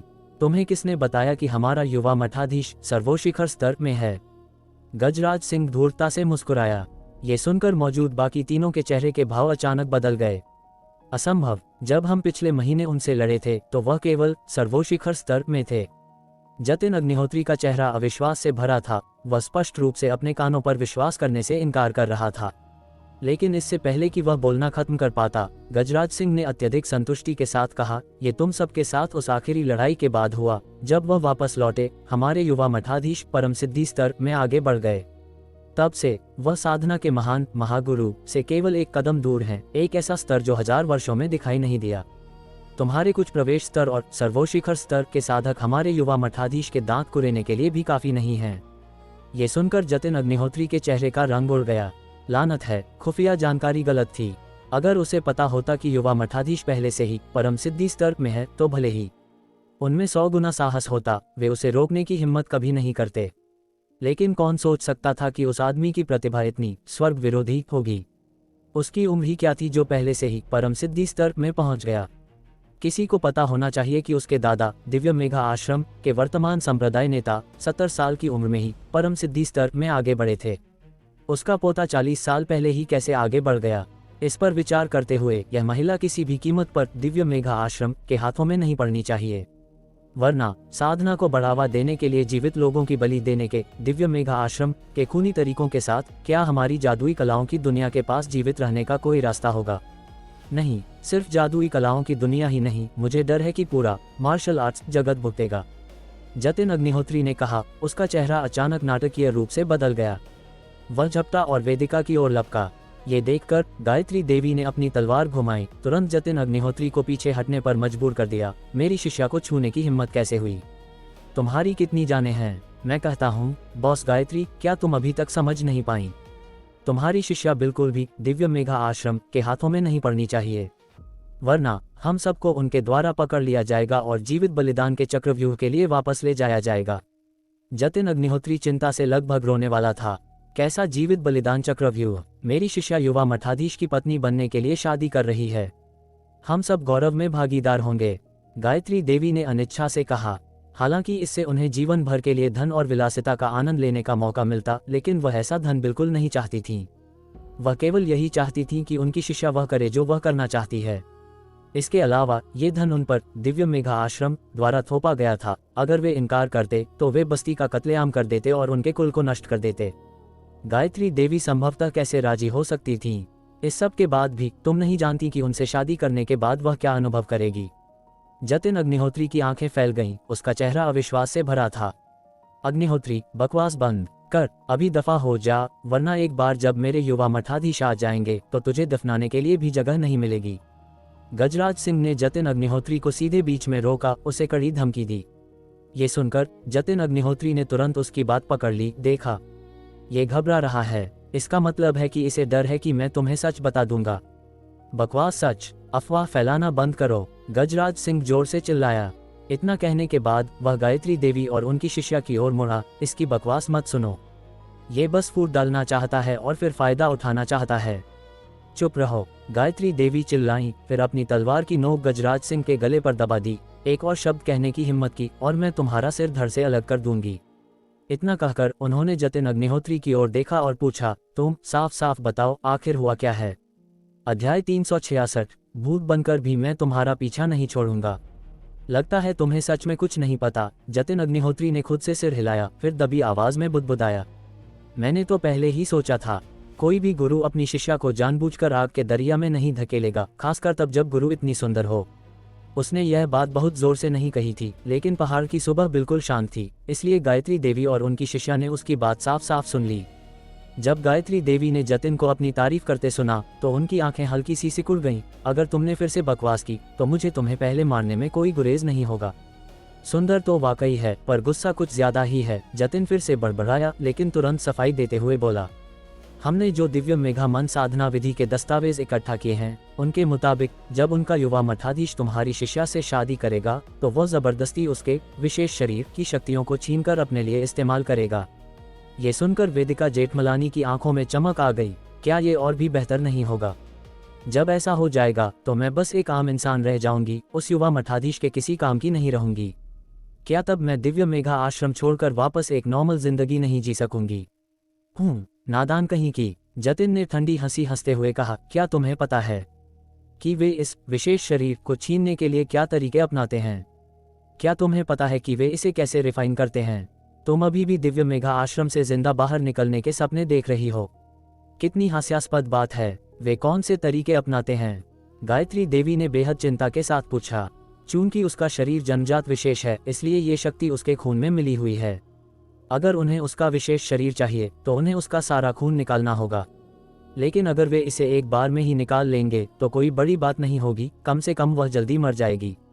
मगर इससे उस विशेष शरीर की कीमत बहुत कम हो जाएगी, इसलिए वे दूसरा तरीका अपनाएंगे। वे एक जीवन बलिदान यंत्र का इस्तेमाल करेंगे, तुम्हारी शिष्या को बलि का बकरा बनाकर उस यंत्र में बिठाएंगे। फिर वे उसका खून धीरे धीरे कतरा कतरा करके निकालेंगे। जब वह मौत के कगार पर होगी तब वे उसे ठीक होने के लिए छोड़ देंगे। कुछ समय तक ठीक होने के बाद वे उसे फिर से उसी जीवन बलिदान यंत्र में भेज देंगे ताकि छीनने का अगला दौर शुरू हो सके। ये प्रक्रिया 49 बार दोहराई जाएगी जब तक कि तुम्हारी शिष्या के शरीर का सारा खून बदल नहीं जाता। और ठीक होने की इस प्रक्रिया के दौरान वह युवा मठाधीश हर रोज तुम्हारी शिष्या के साथ संबंध बनाएगा। शक्तिहरण विधि का इस्तेमाल करके तुम्हारी शिष्या की जन्मजात ऊर्जा को निगलता रहेगा। इस दोहरी मार के साथ छीनने के 49 दौरों के बाद तुम्हारी शिष्या सिर्फ हड्डियों और चमड़ी का ढांचा बनकर रह जाएगी और फिर वह अंतहीन तड़प के बीच दर्दनाक मौत मरेगी। और तुम अभी भी अपनी शिष्या को दिव्य मेघा आश्रम भेजना चाहती हो। उद्धरण चिन्ह ... विस्मयादिबोधक चिन्ह उद्धरण चिन्ह। गायत्री देवी पूरी तरह सन्न रह गईं। उनका चेहरा इतना पीला पड़ गया मानो वेदिका का नहीं बल्कि उनका खुद का खून निकाला जा रहा हो। इस पल वेदिका की हालत भी कुछ ठीक नहीं थी। बस उस प्रक्रिया के बारे में सोचकर ही वह बेकाबू होकर कांप रही थी। काफी देर बाद गायत्री देवी बुदबुदाईं, लेकिन उन्होंने मुझसे कहा था कि उनका युवा मठाधीश सिर्फ साधना में मदद के लिए मेरी शिष्या के विशेष शरीर का उपयोग करना चाहता है, और तुम उस बकवास पर विश्वास कर बैठी। जतिन ने ताना मारा, वह दूसरों की साधना की रफ्तार कितनी बढ़ा सकती है। वह तुम्हारी शिष्या है, तुम उसे सबसे बेहतर जानती हो। दिव्य मेघा आश्रम का युवा मठाधीश पहले से ही बेहद प्रतिभाशाली है। क्या उसे इस मामूली सी बढ़ोतरी की परवाह होगी? उद्धरण चिन्ह ... उद्धरण चिन्ह। गायत्री देवी एक बार फिर लाजवाब हो गईं। एक पल सोचने के बाद उन्होंने अपनी तलवार की नोक थोड़ा आगे बढ़ाई और गजराज सिंह से सवाल किया, सच बताओ, क्या तुम्हारे दिव्य मेघा आश्रम का युवा मठाधीश ऐसे तरीकों का इस्तेमाल करके मेरी शिष्या को नुकसान पहुंचाने की योजना बना रहा है? गजराज सिंह पहले तो हेकड़ी में हंसा, लेकिन जब तलवार की नोक उसकी खाल में चुभी और उसे मौत का डर सताया तो उसने आखिरकार कहा, तो क्या हुआ अगर वह ऐसा करता है? हमारे दिव्य मेघा आश्रम के 2 मठाधीशों के भले के लिए तुम्हारी एक शिष्या की कुर्बानी देना तो तुम्हारी शिष्या का सौभाग्य है। कमीने, गायत्री देवी चिल्लाईं और गजराज का गला काटने ही वाली थीं कि उन्होंने आखिरी पल में अपनी तलवार रोक ली और पूछा, तुमने कहा 2 मठाधीश, तुम्हारा क्या मतलब है? गजराज ने सीधा जवाब नहीं दिया बल्कि जतिन की ओर देखकर व्यंग्य किया, लगता है कि तुमने जो दिव्य मेघा मन साधना विधि इकट्ठी की है वह अधूरी है। तुमने जो अभी कहा वह तो सिर्फ हिमखंड का एक छोटा सा सिरा है। ये सुनकर तीनों हैरान रह गए। इतने क्रूर तरीके सिर्फ शुरुआत भर थे। तुमने अभी जो कहा वह सब सच है, लेकिन उसमें एक गलती है। वह ये कि उसके साथ संबंध बनाने वाला सिर्फ युवा मठाधीश ही नहीं बल्कि मौजूदा मठाधीश भी होगा। जो लोग हर रोज उसका खून पेंगे वह सिर्फ युवा मठाधीश अकेला नहीं है। वे उसे दूसरे मर्दों के साथ इसलिए नहीं रहने देते क्योंकि जो उसकी पवित्रता भंग करेगा वही उसका पति कहलाएगा और तभी उसका विशेष शरीर उसे पहचान पाएगा। इसलिए हर रोज उसके शरीर का उसके पति के साथ नजदीकी संपर्क होना जरूरी है। इसके अलावा युवा मठाधीश उसे हर रोज यातनाएं देगा, कोड़े मारना, पीटना, उसके नाखून उखाड़ना, उसकी हड्डियों में सुइयां चुभोना, जो कुछ भी सबसे क्रूर हो सकता है, ताकि वह अपने पति यानी युवा मठाधीश के प्रति नफरत से भर जाए। ये कैसे तय होगा कि युवा मठाधीश ही उसका पति है? जाहिर है जो उसकी पवित्रता लेगा वही उसका पति होगा। तो यह शादी के प्रमाण पत्र पर नहीं बल्कि उसकी वर्जिनिटी पर आधारित है। और तो और वे उसे हर रोज सोने भी नहीं देंगे, वे उसकी पलकें तक काट देंगे ताकि वह हमेशा इस गंदी दुनिया को देखती रहे, जिससे उसकी आत्मा कमजोर हो जाए और उसके अंदर अंतहीन नफरत जमा हो सके। 49 दौरों के बाद यानी 49 हफ्तों बाद वह अंतहीन नफरत के साथ मर जाएगी। उस समय युवा मठाधीश दिव्य मेघा मन साधना विधि का इस्तेमाल करके उसे एक प्रेत दासी में बदल देगा और उसे दिव्य मेघा आश्रम का सबसे शक्तिशाली हथियार बना देगा। उस समय भले ही उसका सामना परम सिद्धि स्तर के किसी महान उस्ताद से हो या यहाँ तक कि सबसे ताकतवर महागुरु जलभेदी से भी, उस प्रेत दासी में लड़ने की ताकत होगी। यही हमारे दिव्य मेघा आश्रम का असली मकसद है। बेशक ये सिर्फ उस स्तर की जानकारी है जो मुझे पता है। मुझे नहीं पता कि उस समय युवा मठाधीश उसे और कैसे तड़पाएंगे। गजराज सिंह की बातें सुनने के बाद वेदिका पहले ही जमीन पर गिर चुकी थी। गायत्री देवी जल्दी से उसे सहारा देने गईं। फिर भी वेदिका लगातार कांप रही थी। उसने शुरू में सोचा था कि वह सिर्फ एक ऐसे इंसान से शादी कर रही है जिससे वह प्यार नहीं करती, लेकिन उसने कभी सपने में भी नहीं सोचा था कि शादी के बाद उसे ऐसी क्रूर यातनाएं झेलनी पड़ेंगी।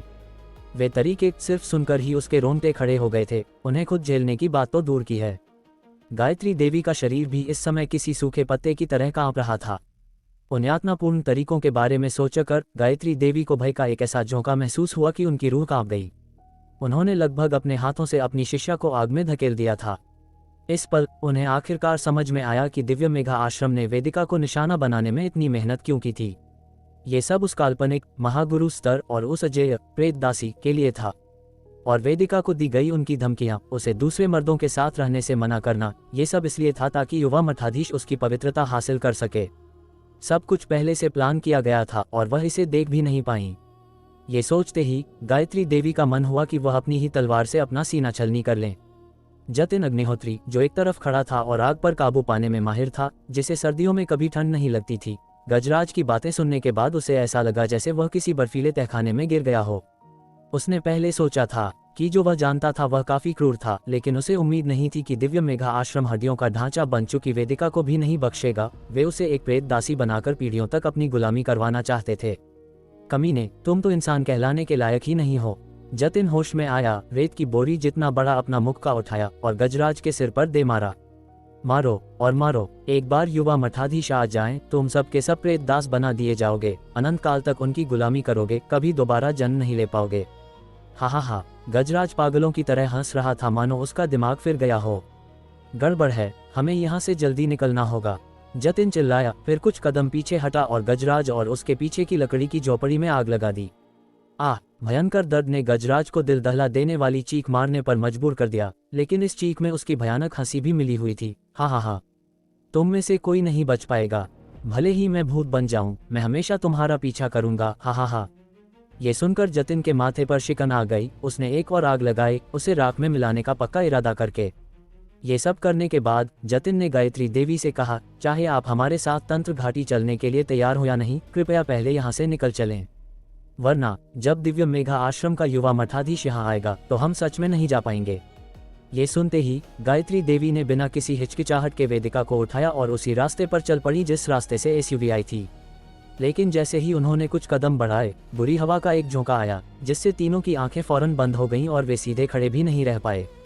और वो लकड़ी की झोपड़ी और गजराज, जो भयंकर रूप से जल रहे थे, इस ठंडी हवा के झोंके से बुझ गए और पलक झपकते ही लपटें पूरी तरह गायब हो गईं। हा हा हा, युवा मठाधीश आ गए हैं, मैं अनंत काल के लिए प्रेत दास बन सकता हूँ और तुम इस जन्म में कभी नहीं बच पाओगे। हा हा हा। अध्याय 367। सुबह की रनिंग अचानक टकरा गया। ठंडी हवा का एक झोंका आया और पहाड़ों में दूर से एक काली धुंध उमड़ पड़ी। उसकी रफ्तार इतनी तेज थी कि एक पल वह 100 मीटर दूर थी और अगले ही पल गजराज सिंह के सामने प्रकट हो गई। काली धुंध अपनी जगह पर कुछ देर घूमी और फिर धीरे धीरे छंटने लगी। जैसे ही काली धुंध पूरी तरह साफ हुई, उसमें से एक पीला सा चेहरा लिए एक युवक बाहर निकला। वे तीनों अभी खुद को संभाल ही पाए थे और जैसे ही उन्होंने देखा कि आने वाला कौन है, उन सबके चेहरों पर गंभीर भाव आ गए। युवा मठाधीश, आखिरकार हमें आपका इंतजार था, गजराज ने उत्साह से कहा। इस समय उसका शरीर जलकर पहचान में न आने लायक हो गया था। उसके ऊपर और नीचे के होंठ पूरी तरह जल चुके थे, जिससे उसके डरावने, रूह कंपा देने वाले दांत साफ दिखाई दे रहे थे। पीले चेहरे वाले युवक ने ये सुना और जवाब में बस हल्का सा सिर हिला दिया। युवा मठाधीश, कृपया मुझे प्रेत दास बना दीजिए, मैं उस जतिन कचरे को मारना चाहता हूँ, गजराज ने भयंकर दर्द बर्दाश्त करते हुए दांत पीसकर कहा। वह जानता था कि उसका शरीर बुरी तरह जल चुका है और अगर वह ठीक भी हो गया तो शायद वह हमेशा के लिए अपाहिज हो जाएगा। जब तक कि आश्रम किसी अव्वल दर्जे की जादुई गोली के लिए भारी कीमत चुकाने को तैयार न हो, वह शायद अपनी बाकी की जिंदगी के लिए मार्शल आर्ट से दूर हो जाएगा। लेकिन वह जानता था कि उसकी हैसियत और रुतबे को देखते हुए वह इतना कीमती नहीं था कि आश्रम उसके लिए महंगी दवाइयों पर पैसा खर्च करे। इसलिए बदला लेने का एकमात्र तरीका प्रेत दास बनना था, अमर और अविनाशी। ठीक है, पीले चेहरे वाले युवक ने फिर से सिर हिलाया, फिर अपनी जेब से एक गोली निकाली। मुंह खोलो। जब गजराज ने अपना मुंह खोला तो युवक ने वह गोली उसमें उछाल दी। ये एक शव हृदय गोली है, इसे लेने के बाद तुम एक अभेद्य लाश बन जाओगे। एक बार जब तुम उन्हें मार दोगे तो वापसी पर मैं तुम्हें एक लौह शव में बदल दूंगा, तब तुम जमीन और आसमान में जहां चाहे घूम सकोगे। धन्यवाद युवा मठाधीश। इससे पहले कि गजराज अपनी बात पूरी कर पाता, उसने एक दिल दहला देने वाली चीख मारी। सबने देखा कि गजराज के शरीर में साफ तौर पर कैल्सिफिकेशन, हड्डी बनने की प्रक्रिया हो रहा था। बस कुछ ही सांसों में उसके पूरे शरीर की सतह, जिसमें उसका चेहरा और सिर का ऊपरी हिस्सा भी शामिल था, सफेद हड्डी की परत से ढक गया। दूर से देखने पर ऐसा लग रहा था मानो उसने सफेद कवच पहन रखा हो, लेकिन साफ था कि यह प्रक्रिया बेहद दर्दनाक थी, जिसका सबूत गजराज की पागलों वाली चीखें थीं। हालांकि वह ज्यादा देर तक नहीं तड़पा, क्योंकि उसकी जान पूरी तरह निकल गई। शायद दर्द बर्दाश्त न कर पाने की वजह से वह मौके पर ही मर गया। लेकिन उस युवक ने अपनी कलाई घुमाई और हवा में से 1 फुट लंबा काला झंडा पैदा कर दिया। उसने गजराज की लाश के चारों ओर उसे कुछ बार लहराया और गजराज जैसी दिखने वाली एक धुंधली परछाई उस काले झंडे के चारों ओर घूमने लगी। फिर युवक ने हड्डियों के कवच में लिपटी लाश की ओर इशारा किया और वह परछाई सीधे उसमें घुस गई, शरीर पर कब्जा कर लिया। एक पल में सफेद हड्डियों वाली लाश ने अपनी आंखें खोलीं, जिनमें गहरा कालापन और खोखलापन था। ही गजराज की लाश से एक डरावनी और रूह कंपा देने वाली आवाज निकली, मरो मरो, सब मरेंगे। बीच वाली औरत को छोड़ दो, बाकियों को मार डालो, युवक ने आदेश दिया। फिर कई कदम पीछे हट गया। साफ तौर पर उसका खुद लड़ने का कोई इरादा नहीं था। ये सुनते ही गजराज ने तुरंत अपने हाथ पैर इस्तेमाल करते हुए तेज रफ्तार पकड़ी और दहाड़ते हुए उन तीनों की ओर लपका। ये देखकर गायत्री देवी अपनी तलवार के साथ आगे बढ़ने ही वाली थी, लेकिन तभी उन्हें अपने पीछे से एक ठंडी डांट सुनाई दी। जानवर, अभी सुबह भी नहीं हुई और तुम लोगों की नींद खराब कर रहे हो। क्या तुम्हें पब्लिक की कोई फिक्र नहीं है? यह आवाज वैसे तो सादी थी, लेकिन जब ये गजराज के कानों में पड़ी तो इसने उसे झकझोर दिया, जिससे वह तुरंत रुक गया और यहाँ तक कि कई कदम पीछे हट गया। फिर वह जमीन पर दुबक गया और पीछे खड़े तीनों लोगों पर दांत किटकिटाने लगा। इस पर आवाज फिर आई, लेकिन अब वह ठंडी नहीं थी, बल्कि थोड़ी आलस भरी थी। मैं काफी देर से इंतजार कर रहा हूँ, मुझे तो लगभग नींद ही आ गई थी। जैसे ही शब्द गिरे, सबने देखा कि उनके 10 गज पीछे एक युवक खड़ा था, जो लापरवाही से जम्हाई लेते हुए उनकी ओर आ रहा था। इस शख्स को देखकर वहां मौजूद हर कोई सन रह गया। ये सिर्फ 10 गज की दूरी थी, फिर भी उन्हें वहां किसी जीवित व्यक्ति की मौजूदगी का एहसास तक नहीं हुआ था। क्या वे बहुत ज्यादा नर्वस थे, या सामने वाले की ताकत इतनी ज्यादा थी कि वे उसे भांप नहीं पाए? देवांश। सुबह की धुंधली रोशनी में वेदिका ने आने वाले को पहचान लिया और वह हैरान होकर बोल पड़ी, तुम यहाँ क्यों हो? मैं तो शुरू से ही यहीं हूँ। देवांश ने अंगड़ाई ली और तेजी से चलकर सबके 3 गज के दायरे में आ गया। अगर तथाकथित युवा मठाधीश के प्रकट होने का इंतजार न करना होता तो वह बहुत पहले ही सामने आ जाता। उसे अपनी प्राण ऊर्जा छिपाकर अब तक छिपने की क्या जरूरत थी? ये सुनकर वेदिका को जैसे कुछ एहसास हुआ और उसने तुरंत गुस्से भरे भाव के साथ गजराज को देखा और तीखे स्वर में पूछा, मैं परसों ही तो पहली बार इससे मिली थी, तुमने इसे क्यों पकड़ा? गजराज इस समय बेहोश था, उसकी चेतना नहीं थी। उसे जो याद था वह सिर्फ उसके जीवन का आखिरी जुनून था, जतिन अग्निहोत्री को मारना। इसलिए न सिर्फ उसे वेदिका का सवाल समझ नहीं आया, बल्कि उसने दांत किटकिटाए और उस पर दहाड़ा, जिससे जंगल में पक्षी और जानवर डरकर भागने लगे। ये देखकर वेदिका ने गजराज के पीछे खड़े उस युवक को नफरत भरी नजरों से घूरा। युवक ने ये देखा और व्यंग्य करते हुए मुंह बनाया, मेरी तरफ मत देखो, मुझे ऐसे बेकार हारे हुए इंसान में कोई दिलचस्पी नहीं है। भले ही इसे प्रेत दास बना दिया जाए, ये चाय पानी परोसने के लिए बस एक कचरा ही रहेगा। इसका क्या फायदा? लेकिन इसकी बातों से ऐसा लग रहा था कि यह खास तौर पर मेरा इंतजार कर रहा था। ये सुनकर वेदिका की भौहें और भी तन गईं। चूंकि उन्होंने उसे नहीं पकड़ा था, तो देवांश यहाँ कैसे आया? देवांश, तुम? वेदिका के मन में हजारों सवाल थे, लेकिन इससे पहले कि वह अपनी बात पूरी कर पाती, उसने देवांश का जवाब सुना। मैं सुबह की रनिंग के लिए उठा था और इत्तेफाक से तुमसे टकरा गया। सुबह की रनिंग? ये कैसी सुबह की रनिंग है? वह मर्सिडीज बेंज कल रात हाईवे पर 3-4 घंटे दौड़ी थी और हाईवे से उतरने के बाद वह पहाड़ों में इतनी देर तक चली, कम से कम 400-500 किलोमीटर। और तुम कह रहे हो कि तुम यहाँ सुबह की रनिंग करते हुए आए हो? कौन सा पागल सुबह की रनिंग के लिए 400-500 किलोमीटर दौड़ता है? क्या तुम थोड़ी सीरियस बात कर सकते हो? तुम्हारे झूठ भी इतने बेतुके होते हैं। वेदिका के पास शब्द नहीं थे। फिर अचानक उसे कुछ याद आया और उसने जल्दी से पूछा, क्या तुमने वह चिट्ठी पढ़ी जो मैंने तुषार के लिए छोड़ी थी और फिर मेरा पीछा करते हुए यहाँ तक आ गए? क्या तुम्हें लगता है कि मेरा चरित्र इतना गिरा हुआ है? देवांश ने अपनी जेब से चिट्ठी निकाली और वेदिका को थमा दी। वेदिका ने उसे देखा, लिफाफा सही सलामत था और यहाँ तक कि जो मंथसील उसने जानबूझकर उस पर लगाई थी वह भी वैसी ही थी, जिसका मतलब था कि चिट्ठी वाकई नहीं खोली गई थी। मेरा निजी तौर पर मानना है कि बेहतर होगा अगर तुम ये चिट्ठी तुषार को खुद दो, देवांश ने अपनी राय दी। आखिरकार तुम दोनों एक कपल हो, आमने सामने बात करना बेहतर होता है। वेदिका ने चिट्ठी हाथ में थामी, हजारों मील दूर तुषार के बारे में सोचा और अचानक एक अजीब सा दर्द उसके सीने में उठने लगा।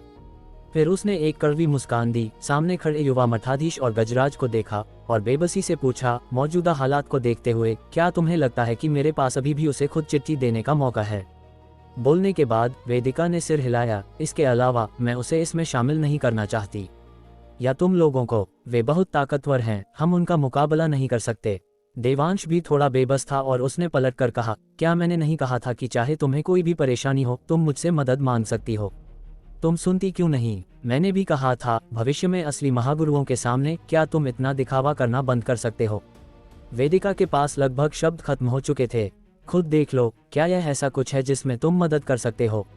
सिर्फ एक शव हृदय गोली से उन्होंने मरते हुए इंसान को इस अभेद्य भूत जैसी हालत में बदल दिया।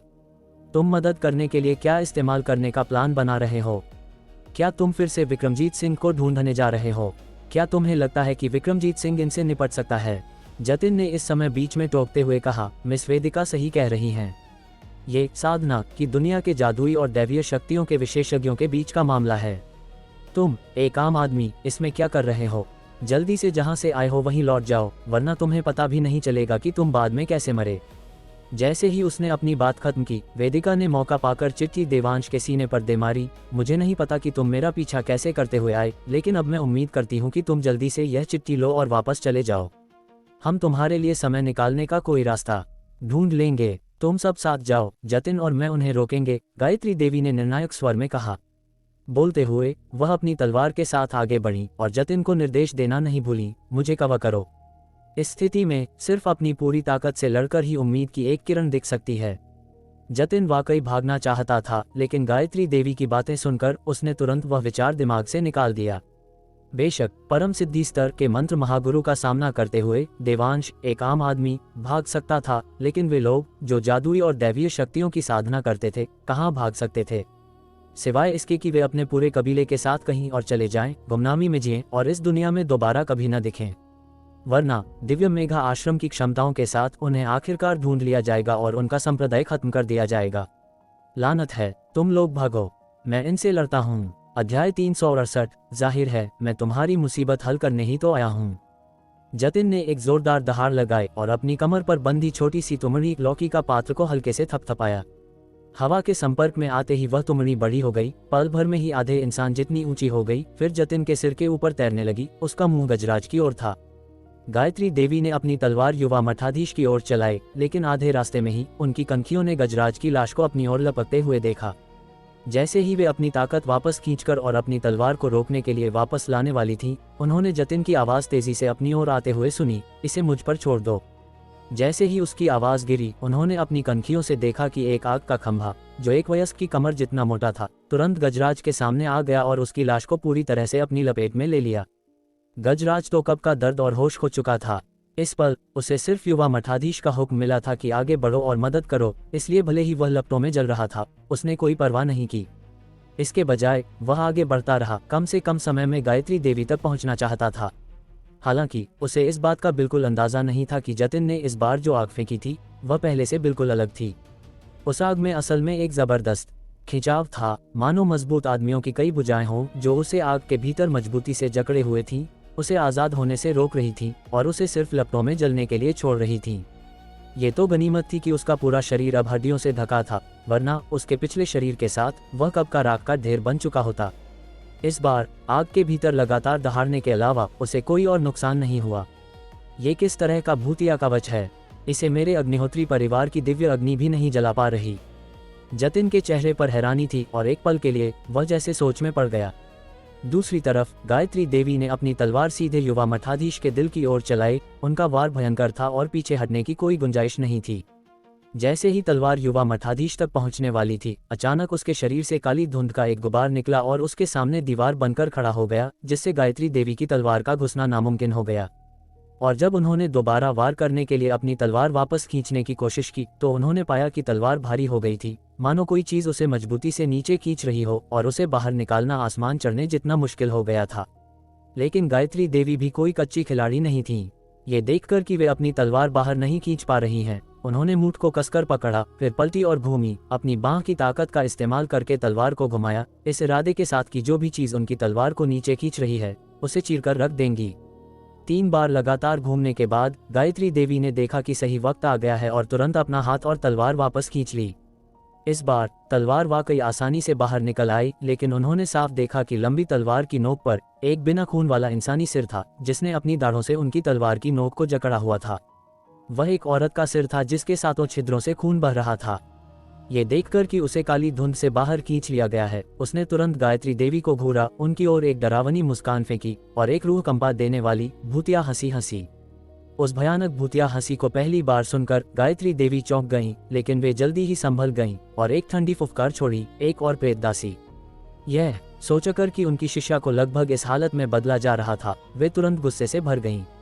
अपनी कलाई के एक झटके से तलवार की नोक ने तुरंत कई तलवार फूल बनाए जो सीधे उस प्रेत दासी के मुंह के अंदर फट गए और पल भर में उस डरावने सिर को टुकड़ों में बिखेर दिया। अपनी तलवार को काट रहे सिर से छुटकारा पाने के बाद गायत्री देवी लड़ाई में नहीं उलझीं।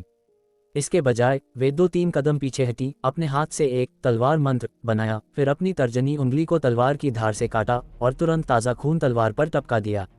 बस एक पल में जो तलवार पहले ठंडी और चमचमाती सफेद थी, वह तुरंत लाल हो गई, एक खून के रंग की लंबी तलवार बन गई, जिससे भयानक बुरी ऊर्जा और लाल रोशनी निकलने लगी।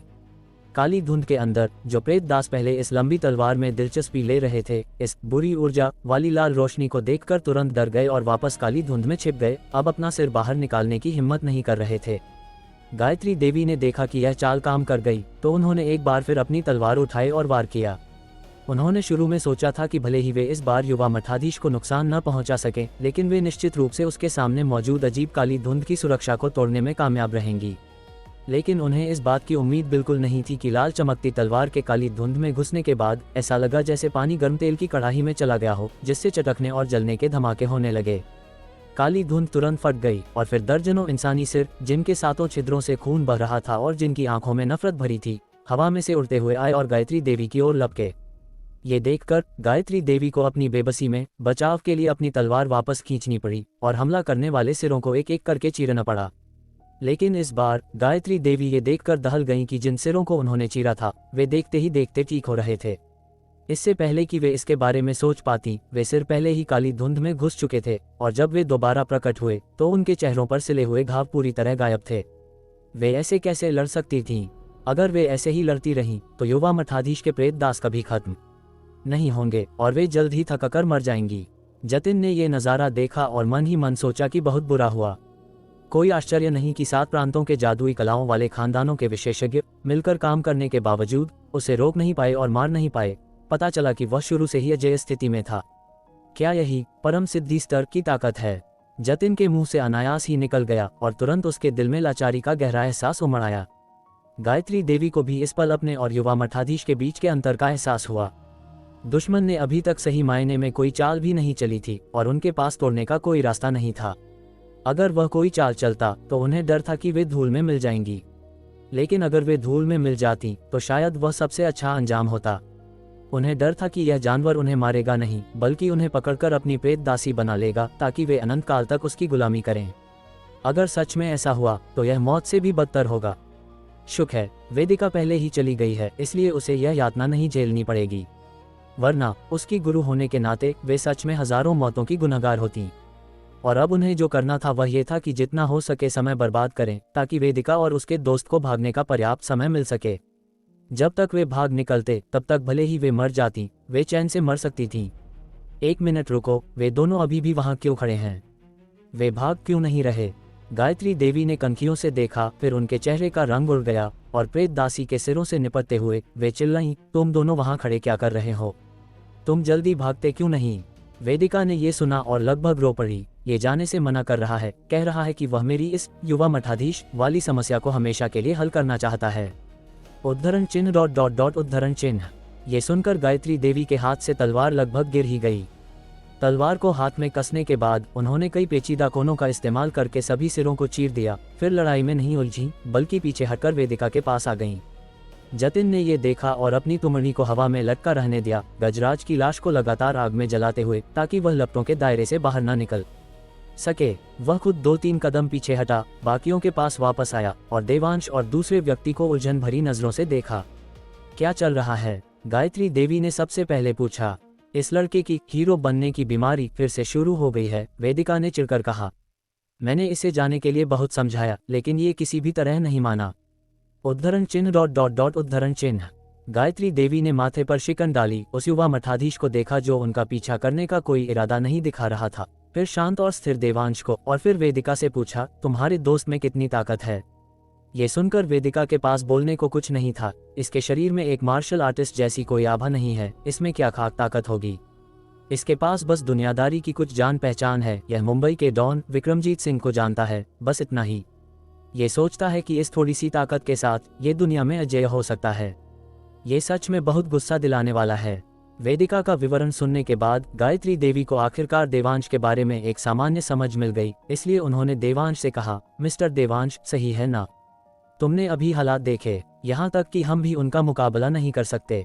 एक आम आदमी होने के नाते तुम्हारे पास उनसे लड़ने के लिए क्या है? जतिन ने भी समझाने के लिए मुंह खोला, मैंने अभी कहा, ये सब साधना की दुनिया के मामले हैं। हम सब जादुई कलाओं और दैवीय शक्तियों से खेलते हैं। तुम बस एक आम इंसान हो, तुम्हें कुछ नहीं पता, तो क्या तुम कृपया यहाँ हालात और खराब नहीं करोगे? गायत्री देवी ने बात आगे बढ़ाई, कहा, भले ही सिर्फ मेरी मदद करने के लिए वेदिका को यहाँ से ले जाओ, ठीक है? वेदिका, गुरु माँ, आप इसे बोल सकती हैं, लेकिन मुझे इसमें क्यों घसीट रही हैं? मैं बिल्कुल नहीं जा रही। अगर मैं गई तो आप जरूर मारी जाएंगी, और मैंने फैसला कर लिया है, जब तक मैं उसके साथ दिव्य मेघा आश्रम वापस जाती हूँ, आप में से किसी को मरने की जरूरत नहीं होगी। बिल्कुल नहीं, गायत्री देवी ने तीखा जवाब दिया, जब तक मैं मर नहीं जाती वे तुम्हें ले जाने का सपना भी नहीं देख सकते। अगर तुम मुझे अपनी गुरु मानती हो तो मेरी बात सुनो, अपने दोस्त को लो और जल्दी भागो। गजराज द्वारा पहले बताई गई क्रूर यातनाओं को याद करके गायत्री देवी तड़प उठी। अपनी शिष्या की मौत से बदतर जिंदगी के बदले अपनी जिंदगी की एक धुंधली सी उम्मीद, गायत्री देवी ऐसा कभी नहीं करेंगी। देवांश पास खड़ा था, एक शब्द भी नहीं बोल पा रहा था। उनके बोलने की रफ्तार बहुत तेज थी और उसके बोलने की कोई गुंजाइश नहीं थी। जैसे ही वह बोलने वाला था, एक और आवाज आई, भागना। ये युवा मालिक खुद बाहर आया है। इस युवा मालिक की इजाजत के बिना तुम चारों में से कौन भाग सकता है? यह आवाज धीमी थी, आगे की लपटों से गुजरती हुई और सटीक रूप से उनके कानों में पड़ी। उसी समय काली धुंध की लकीरें, जिनमें भूतों का रोना और भेड़ियों की चीखें मिली हुई थीं, उनके 10 गज पीछे प्रकट हुईं और उनका भागने का रास्ता रोक दिया। खत्म, अब कोई नहीं जा सकता। जतिन की पुतलियां सिकुड़ गईं और उसके चेहरे का रंग पूरी तरह बदल गया। उसने देवांश को एक नफरत भरी नजरों से देखा, उसके पास शब्द नहीं थे। दूसरी ओर गायत्री देवी की आंखें बेजान थीं, सिर हिलाते हुए बार बार आहें भर रही थीं। तुम पहले भाग सकते थे, अफसोस। वेदिका ने देवांश के अभी भी शांत और बेपरवाह चेहरे को देखा, उसका चेहरा निराशा और गुस्से से भरा था। तुम साफ तौर पर पहले जा सकते थे, लेकिन तुम अपनी जिद पर अड़े रहे। अब देखो, सबको साथ मरना पड़ेगा। देवांश मुस्कुराया, उन्हें नजरअंदाज किया और फिर आगे बढ़ा। देवांश, तुम क्या कर रहे हो? क्या तुम पागल हो गए हो? जल्दी वापस आओ। वेदिका ने ये देखा और देवांश को रोकने के लिए आगे लपकी। और क्या, जाहिर है मैं तुम्हारी मुसीबत हल करने ही तो आया हूँ। अध्याय 369। उसके एक मामूली थप्पड़ से चकनाचूर हो गया। देवांश के पास कहने को कुछ नहीं था। अगर वेदिका ने उसे रोका न होता तो शायद अब तक उसे दिव्य मेघा आश्रम का सटीक पता मिल चुका होता।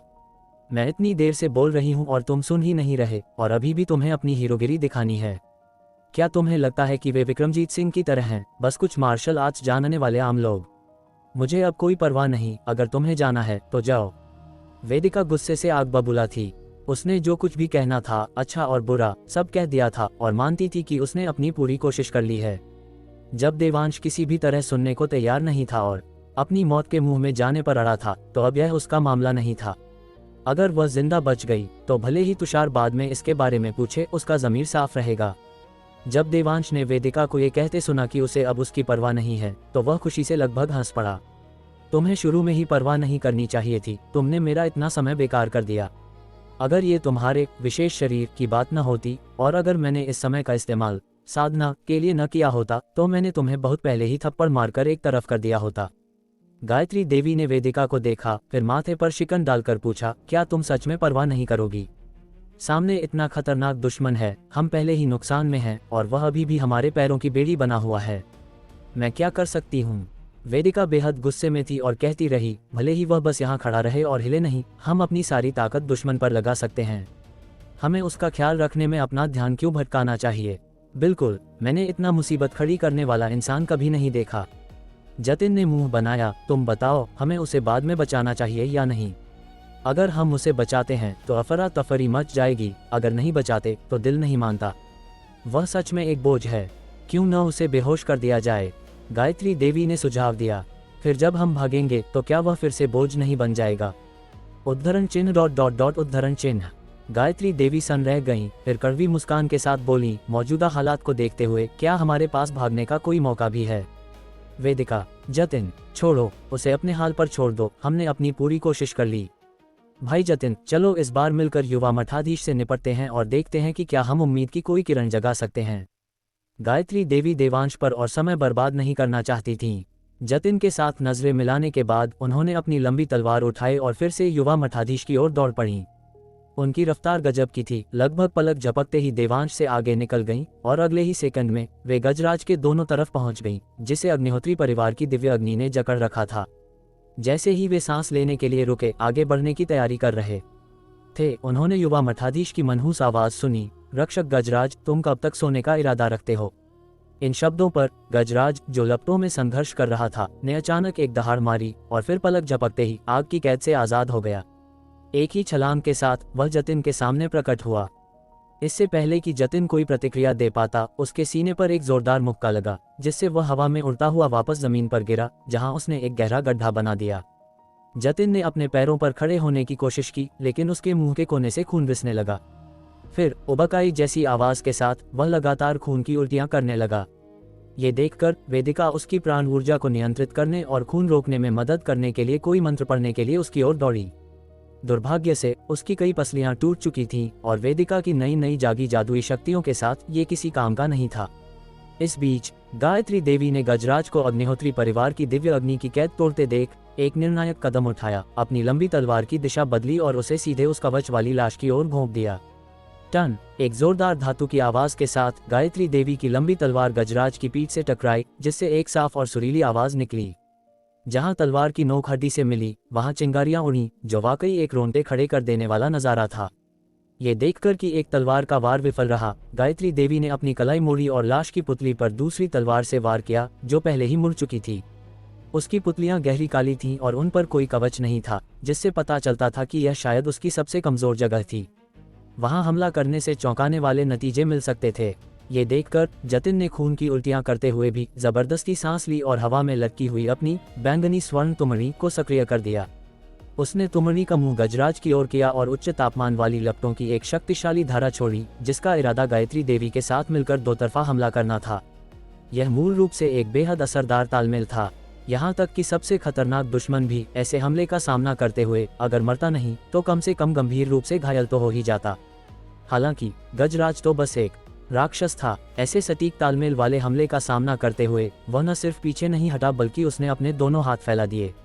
एक हाथ ने सीधे उच्च तापमान वाली लपटों को रोका, जबकि दूसरे ने लंबी तलवार के हमले को नजरअंदाज कर दिया। गायत्री देवी के उसकी आंख में वार करने के बाद वह पीछे नहीं हटा, बल्कि आगे बढ़ा, तलवार को अपने सिर में घुसने दिया और फिर गायत्री देवी के पेट में मुक्का मारा, जिससे वे हवा में पीछे की ओर उड़ गईं। गायत्री देवी हवा में ही खून की उल्टियां कर रही थीं और जमीन पर भारी गिरावट के बाद वे लगातार खांसती रहीं, बमुश्किल अपनी जान बचा पाई थीं। ये नज़ारा देखकर वेदिका हक्का बक्का रह गई। गजराज, जो अभी अभी कैद था और जिसमें लड़ने की कोई ताकत नहीं थी, अचानक इतना खतरनाक कैसे हो गया? ये जानवर, यह इतने समय से अपनी ताकत छिपा रहा था, शायद इस जानलेवा वार का इंतजार कर रहा था। खून का एक घूंट फूंकने के बाद जतिन ने गजराज को घूर कर देखा। उसका गुस्सा ऐसा था मानो वह उसे टुकड़ों में फाड़ देना चाहता हो। इस पल वह शख्स, युवा मठाधीश, आखिरकार आगे बढ़ा। जतिन और गायत्री देवी को मुस्कुराहट के साथ देखते हुए पूछा, क्या तुम्हें बहुत अफसोस हो रहा है? क्या तुम बहुत निराश हो? बहुत अच्छे, बिल्कुल ऐसे ही। मैं चाहता हूं कि तुम मुझसे नफरत करो, रग रग में नफरत करो, ताकि मैं तुम्हें रिफाइन कर सकूं और हत्या की मंशा से भरे प्रेत दासों में बदल सकूं। वेदिका पहले ही अपनी गुरु माँ के पास दौड़कर जा चुकी थी और उनका इलाज शुरू कर रही थी। वेदिका के इलाज से गायत्री देवी में थोड़ी ताकत वापस आई। फिर उन्होंने युवा मठाधीश से पूछा, तो तुमने पहले हमला नहीं किया, बस हमें उम्मीद की एक किरण दिखाने के लिए और फिर हमें पूरी तरह निराश करने के लिए? युवा मठाधीश ने सिर हिलाया। सिर्फ इसी तरह मरने से पहले तुम्हारी नफरत अपने चरम पर पहुंच सकती है और तुमसे बने प्रेत दास सबसे शक्तिशाली होंगे। ये सुनकर गायत्री देवी और बाकी लोगों के चेहरे तुरंत राख जैसे हो गए। उन्हें अब एहसास हुआ कि भले ही देवांश शुरू से ही वेदिका को लेकर भाग जाता, वे कभी भी युवा मठाधीश की पकड़ से नहीं बच पाते। तो तुम्हें पता था कि शुरू से ही भागने का कोई रास्ता नहीं था, इसीलिए तुम नहीं भागे। वेदिका ने उस आदमी को देखा जो अभी भी कुछ दूर आगे चल रहा था। उसके दिल में एक अजीब सा जज्बात महसूस हुआ। यह अफसोस जैसा था और अपराध बोध जैसा, लेकिन चाहे जो भी हो, अब इससे कोई फर्क नहीं पड़ता था, क्योंकि वे सब वैसे भी मरने वाले थे। वेदिका ने पहले ही अपना मन बना लिया था, भविष्य में अंतहीन यातना से बचने के लिए और उस जानवर को दाव महागुरु स्तर तक पहुंचने से रोकने के लिए वह अपनी गुरु मां के मरने के तुरंत बाद आत्महत्या कर लेगी। युवा मठाधीश ने इस बिंदु पर अपनी बात जारी रखी, गायत्री देवी, तुम्हें सच में नहीं आना चाहिए था। मैंने मूल रूप से तुम्हारी शिष्या को रिफाइन करने के बाद अपनी हवस मिटाने के लिए तुम्हें पकड़ने की योजना बनाई थी, लेकिन तुम अपनी मौत के मुंह में चली आईं। मैं सिर्फ इतना कह सकता हूँ, कितने अफसोस की बात है। तुम बहुत बकवास करते हो, अपनी सांस बचाओ, तुम्हें बाद में चीखने के लिए इसकी बहुत जरूरत पड़ेगी, देवांश ने बेपरवाही से कहा। उद्धरण चिन्ह ... प्रश्नवाचक चिन्ह उद्धरण चिन्ह।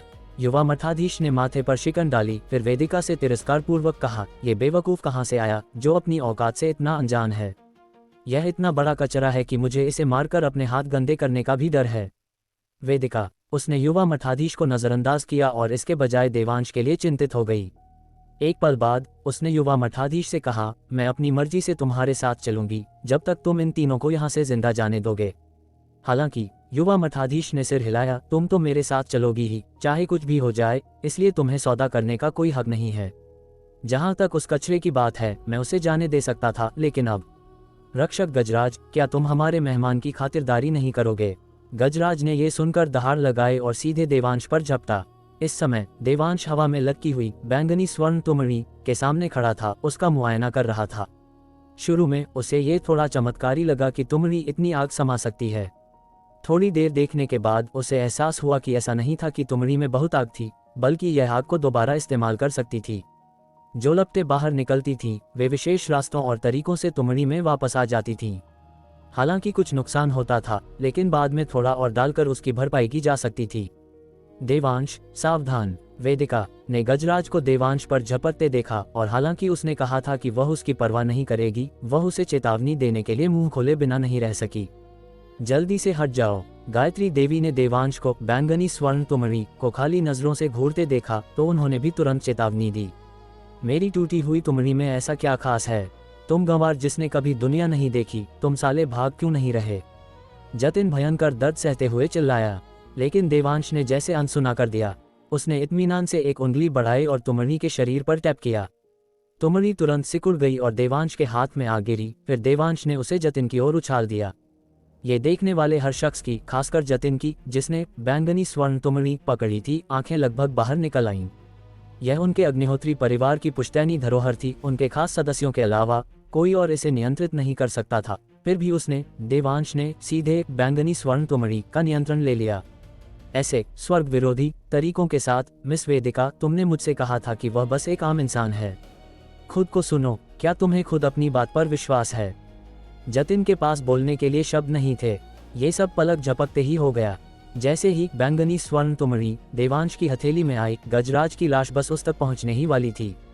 जैसे ही सबको लगा कि देवांश का सिर धड़ से अलग होने वाला है, देवांश ने उसे उल्टे हाथ से एक थप्पड़ मारा और गजराज को हवा में पीछे की ओर उड़ा दिया। और जब वह गिरा तो आखिरकार सबने ध्यान दिया कि उसका पूरा शरीर, जो सफेद हड्डियों के कवच से ढका था, देवांश द्वारा चकनाचूर कर दिया गया था और अब जमीन पर बिखर रहा था। हड्डियों का वह कवच जिसे मेरी गुरु मां की 3 फीट की हरी तलवार भी नहीं तोड़ सकी, उसके एक मामूली थप्पड़ से चकनाचूर हो गया। वेदिका की सांसें अटक गईं, उसका मुंह खुला का खुला रह गया, वह पूरी तरह सन्न थी। अध्याय 370। मिस्टर देवांश, गुरु देवांश, दादा देवांश, आइए और मुझे बचाइए। ये सिर्फ वेदिका नहीं थी, गायत्री देवी और जतिन के हाव भाव भी देखने लायक थे। जतिन ने तो कई बार मुंह खोला और बंद किया, लेकिन उसके मुंह से एक शब्द नहीं निकला। जब तक गजराज ने अपने पैरों पर खड़े होने के लिए संघर्ष नहीं किया और देवांश पर दहाड़ा नहीं, तब तक वह जैसे किसी सपने से जागा और खुद से बड़बड़ाया, यहाँ तक कि हड्डियों का कवच जिसे मेरे अग्निहोत्री परिवार की दिव्य अग्नि भी नहीं जला सकी, बस ऐसे ही। जतिन ने देवांश की नकल उतारी, उल्टे हाथ से थप्पड़ मारने का इशारा किया, फिर बड़बड़ाना जारी रखा, बस ऐसे ही। चकनाचूर हो गया। मिस वेदिका, आपने जो जानकारी दी थी वह बहुत बढ़िया थी, कृपया अगली बार फिर मत दीजिएगा। जतिन अब सच में रोना चाहता था। उसे पहले ही एक हल्का सा एहसास हो गया था कि उसके सामने खड़ा ये युवक निश्चित रूप से एक बहुत बड़ा उस्ताद है। फिर भी उसने पहले उसे एक आम आदमी समझा था और उसे इतनी अपमानजनक बातें कही थीं। बस ये सोचकर कि उसने उसके सामने साधना की दुनिया का मास्टर होने की शेखी बघारी थी, उसका मन हुआ कि वह छिपने के लिए कोई बिल ढूंढ ले। ये बहुत शर्मनाक था यार। युवा मठाधीश, जिसने पहले देवांश को तिरस्कार से देखा था, यहाँ तक कि यह महसूस किया था कि उसे मारने से उसके हाथ गंदे हो जाएंगे, देवांश की चाल देखने के बाद अनजाने में उसकी भौहें तंग गईं। लगता है मैंने तुम्हारी ताकत को कम करके आंका, युवा मठाधीश ने व्यंग्य किया। अन्य तीनों पर एक नजर डाली और सिर हिलाया। मुझे कहना पड़ेगा, तुम्हारा अभी का नाटक बहुत जबरदस्त था, यहाँ तक कि मैं भी धोखा खा गया। सच में विश्वास कर बैठा कि वह एक कचरा है जो कुछ नहीं कर सकता। गायत्री देवी, वेदिका, जतिन, हम अभी एक्टिंग कर रहे थे। मुझे पता क्यों नहीं चला। मैं तो उस लड़की वेदिका की जानकारी से बेवकूफ़ बन गया था।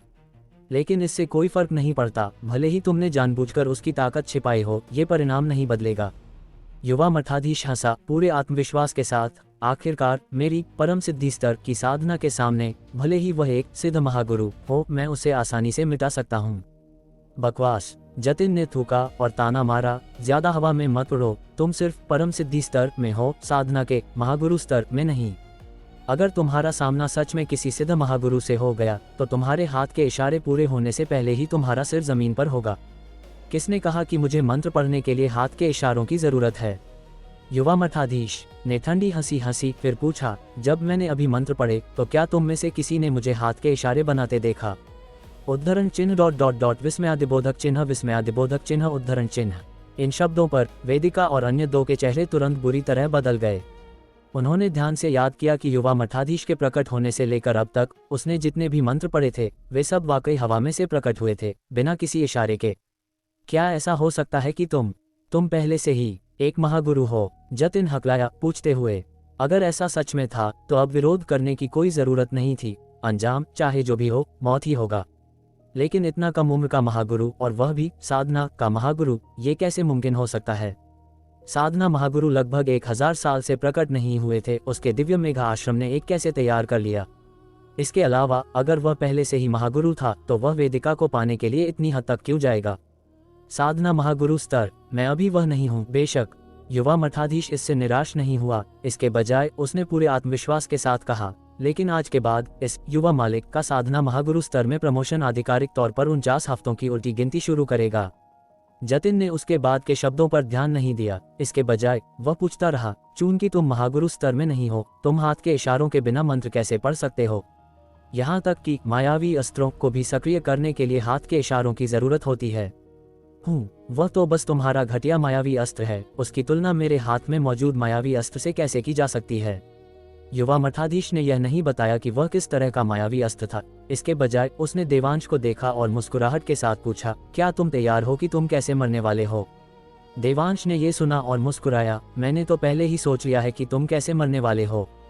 घमंडी, युवा मठाधीश ने ठंडी हंसी हंसी, फिर गजराज को देखा, जिसका हड्डियों का कवच चकनाचूर हो गया था और जिसके पूरे शरीर पर जलने के निशान थे। तुम अभी भी वहां क्या खड़े हो? जाओ और उसके चिथड़े उड़ा दो। अभी अभी देवांश द्वारा थप्पड़ खाने के बाद अपनी प्रेत आत्मा की गहराइयों से निकले एक स्वाभाविक डर की वजह से उसे देवांश से कुदरती डर लग रहा था, इसलिए पहले देवांश पर दहाड़ने के बाद वह अपनी जगह पर कांप रहा था, खुद हमला करने की हिम्मत नहीं कर रहा था। अब युवा मठाधीश का आदेश मिलने पर उसने बिना किसी चेतना के अब और संकोच नहीं किया और एक बार फिर देवांश की ओर उड़ा, अपने हाथ और पैर दोनों का इस्तेमाल करते हुए। इस बार जब वह चीज आई तो देवांश ने अपना हाथ हिलाने की भी जहमत नहीं उठाई, उसने बस हवा में ही उस पर एक शब्द हल्का सा चिल्लाया, दफा हो। इस आवाज के बाद उस भूतिया चीज पर जैसे परमाणु हमला हो गया। पहले उसका मांस और खून पाउडर में बदल गया, जिससे अंदर की सफेद हड्डियां दिखाई देने लगी, और फिर सफेद हड्डियां भी धुएं के एक कतरे में बदल गईं और हवा में पूरी तरह गायब हो गईं। गजराज के हमले से लेकर उसके अंत तक ये 2 सेकंड से भी कम समय था। उसने गायब होने से पहले देवांश के कपड़ों को भी नहीं छुआ था। गायत्री देवी सन थी, वेदिका हक्का बक्का थी और जतिन के पास शब्द नहीं थे। उन्होंने कभी नहीं सोचा था कि गजराज, जिसे गायत्री देवी और जतिन मिलकर भी घायल नहीं कर सके थे, देवांश के एक शब्द दफा हो का सामना नहीं कर सका। इस बार यहाँ तक कि युवा मठाधीश भी थोड़ा हिल गया। उसने चुपचाप अपनी मन साधना विधि का पाठ किया, अपने भीतर के मायावी अस्त्र को सक्रिय करना शुरू कर दिया, उस रहस्यमय आदमी को चौंकाने और तुरंत मारने की तैयारी करते हुए। लेकिन ऊपरी तौर पर उसने शांत होने का नाटक किया और देवांश के साथ बातचीत जारी रखी। तुम्हारी ताकत वाकई मेरी उम्मीद से परे है। मैंने अभी तक पूछा नहीं, महाशय किस संप्रदाय से हैं आप? आखिरी दो शब्द युवा मठाधीश लगभग दहाड़ते हुए बोला, क्योंकि मायावी अस्त्र पहले ही तैनात किया जा चुका था और वह लगभग देवांश की दर्दनाक मौत देख सकता था, इसलिए वह दहाड़े बिना नहीं रह सका। जैसे ही उसकी आवाज गिरी, अनगिनत काली धुंध तुरंत देवांश के पैरों के नीचे से निकली और देवांश को पल भर में घेर लिया। इतना ही नहीं, बल्कि इस काली धुंध का दायरा बहुत बड़ा था, जिसने जतिन और वेदिका को भी घेर लिया। बस एक पल में अनगिनत भयानक इंसानी सिर, जिनके सातों छिद्रों से खून बह रहा था, काली धुंध में दिखाई दिए। इन सिरों में बूढ़े, बच्चे, औरतें शामिल थे, लेकिन बिना किसी अपवाद के सभी की मौत दर्दनाक हुई थी। एक दिल दहला देने वाला नज़ारा। काली धुंध में वे कभी कभी भयानक, कान फाड़ देने वाली चीखें निकालते और कभी कभी गमगीन, डरावनी औरतों जैसी भूतिया हंसी हंसते, जैसे 100 भूतों का रोना हो, खौफनाक और मनहूस। हालांकि वेदिका और गायत्री देवी साधक थीं और उन्होंने कई अजीब घटनाएं देखी थीं, लेकिन ये पहली बार था जब उन्होंने इतना भयानक मंजर देखा था। इसके अलावा महिला होने के नाते जब उन्होंने अपने सामने अनगिनत इंसानी सिरों को तैरते और झूलते देखा तो वे तुरंत डर के मारे कांप उठीं। देवांश पहले मौके पर ही दोनों महिलाओं के पास पहुंच गया। उसके वहां होने से उन सिरों ने सिर्फ दूर से देखने की हिम्मत की और आसानी से हमला करने के लिए आगे आने की जहमत नहीं उठाई। जतिन दूसरी दिशा में था। ये नज़ारा देखकर उसने तुरंत अपनी बैंगनी स्वर्ण तोमरी को सक्रिय किया और फिर उन दर्दनाक इंसानी सिरों के हमलों से बचने के लिए अपने शरीर के चारों ओर अग्निहोत्री परिवार की दिव्य अग्नि का घेरा बना लिया। लेकिन जल्द ही उसने पाया कि ये दिव्य अग्नि काली धुंध के संपर्क में आते ही कुछ ही पलों में पूरी तरह बुझ गई, जबकि काली धुंध की मात्रा कम नहीं हुई। जिस चीज ने उसे और भी निराश किया वह ये थी कि ये बुझी हुई लपटें बैंगनी स्वर्ण तुमड़ी में वापस नहीं आई, बल्कि पूरी तरह गायब हो गईं। अगर ऐसे ही चलता रहा तो उसकी तुमड़ी में जमा लपटें कुछ ही बार के इस्तेमाल के बाद खत्म हो जाएंगी। तब बिना आग के सिर्फ मौत उसका इंतजार कर रही थी। ये कैसे हो सकता है? जतिन की आवाज़ थोड़ी कांप रही थी। महागुरु विक्रमजीत, मिस्टर देवांश, आप कहाँ हैं? उसे कोई जवाब नहीं मिला, बल्कि इसके बजाय उसने युवा मठाधीश की आवाज़ सुनी। संघर्ष करने की कोई ज़रूरत नहीं, वे शायद खुद को भी नहीं बचा सकते, तुम्हारी परवाह तो दूर की बात है। एक बार इस युवा मालिक की आत्मा भक्षक काली धुंध में फंसने के बाद तुम्हारी आत्मा के शरीर छोड़ने और लाश बनने के अलावा कोई दूसरा रास्ता नहीं है। उम्मीद छोड़ दो। हा हा हा हा। ये सुनकर जतिन ने तुरंत बैंगनी स्वर्ण तुमड़ी को सक्रिय किया। उन कई इंसानी सिरों को दूर भगाने के लिए लपटें जुटाई जो उसे घेर रहे थे, लेकिन बस एक पल में ये लपटें पूरी तरह बुझ गईं। ये देखकर जतिन डर गया और उसे बैंगनी स्वर्ण तुमड़ी को फिर से सक्रिय करना पड़ा। दर्जनों बार ऐसा दोहराने के बाद, जो असल में सिर्फ कुछ ही सेकंड थे, बैंगनी स्वर्ण तुमड़ी में अब कोई आग नहीं बची थी जिसका इस्तेमाल उन पीले इंसानी सिरों को दूर भगाने के लिए किया जा सके। ये देखकर कि जतिन के पास अब कोई आग नहीं है, वे इंसानी सिर सब जतिन पर झपटे, उसके शरीर का मांस और खून नोचने लगे। लेकिन अजीब बात यह थी कि हालांकि जतिन को भयंकर दर्द महसूस हो रहा था, लेकिन उसे घाव का एक निशान भी नहीं दिख रहा था। और चाहे उसने अपने हाथों से उन्हें दूर करने की कितनी भी कोशिश की, उसकी बाहें हमेशा उन सिरों के आर पार निकल जाती थीं, उनके भौतिक रूप को बिल्कुल नहीं छू पाती थीं। लेकिन ये सबसे डरावनी बात नहीं थी। सबसे डरावनी बात यह थी कि सिर उसकी गर्दन के पीछे दब रहे थे, बार बार उसके सिर के पिछले हिस्से पर चोट कर रहे थे। हर चोट के साथ उसे चक्कर आ रहा था और यहाँ तक कि ऐसा महसूस हो रहा था जैसे उसकी आत्मा को शरीर से बाहर निकाला जा रहा हो। आत्मा भक्षक काली धुंध, तो ऐसे यह आत्माओं को निगलती थी। जतिन का दिल जोर से धड़का और वह जल्दी से चिल्लाया, मिस्टर देवांश, गुरु देवांश, दादा देवांश, मुझे बचाओ।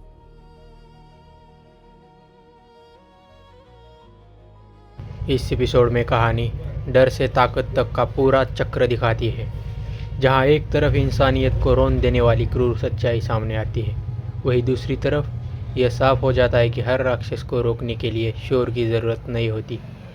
देवांश की मौजूदगी एक बात साफ करती है, असली ताकत न दिखावे में होती है और न ही दहाड़ में, बल्कि उस सादगी में होती है जो एक थप्पड़ में घमंड तोड़ दे।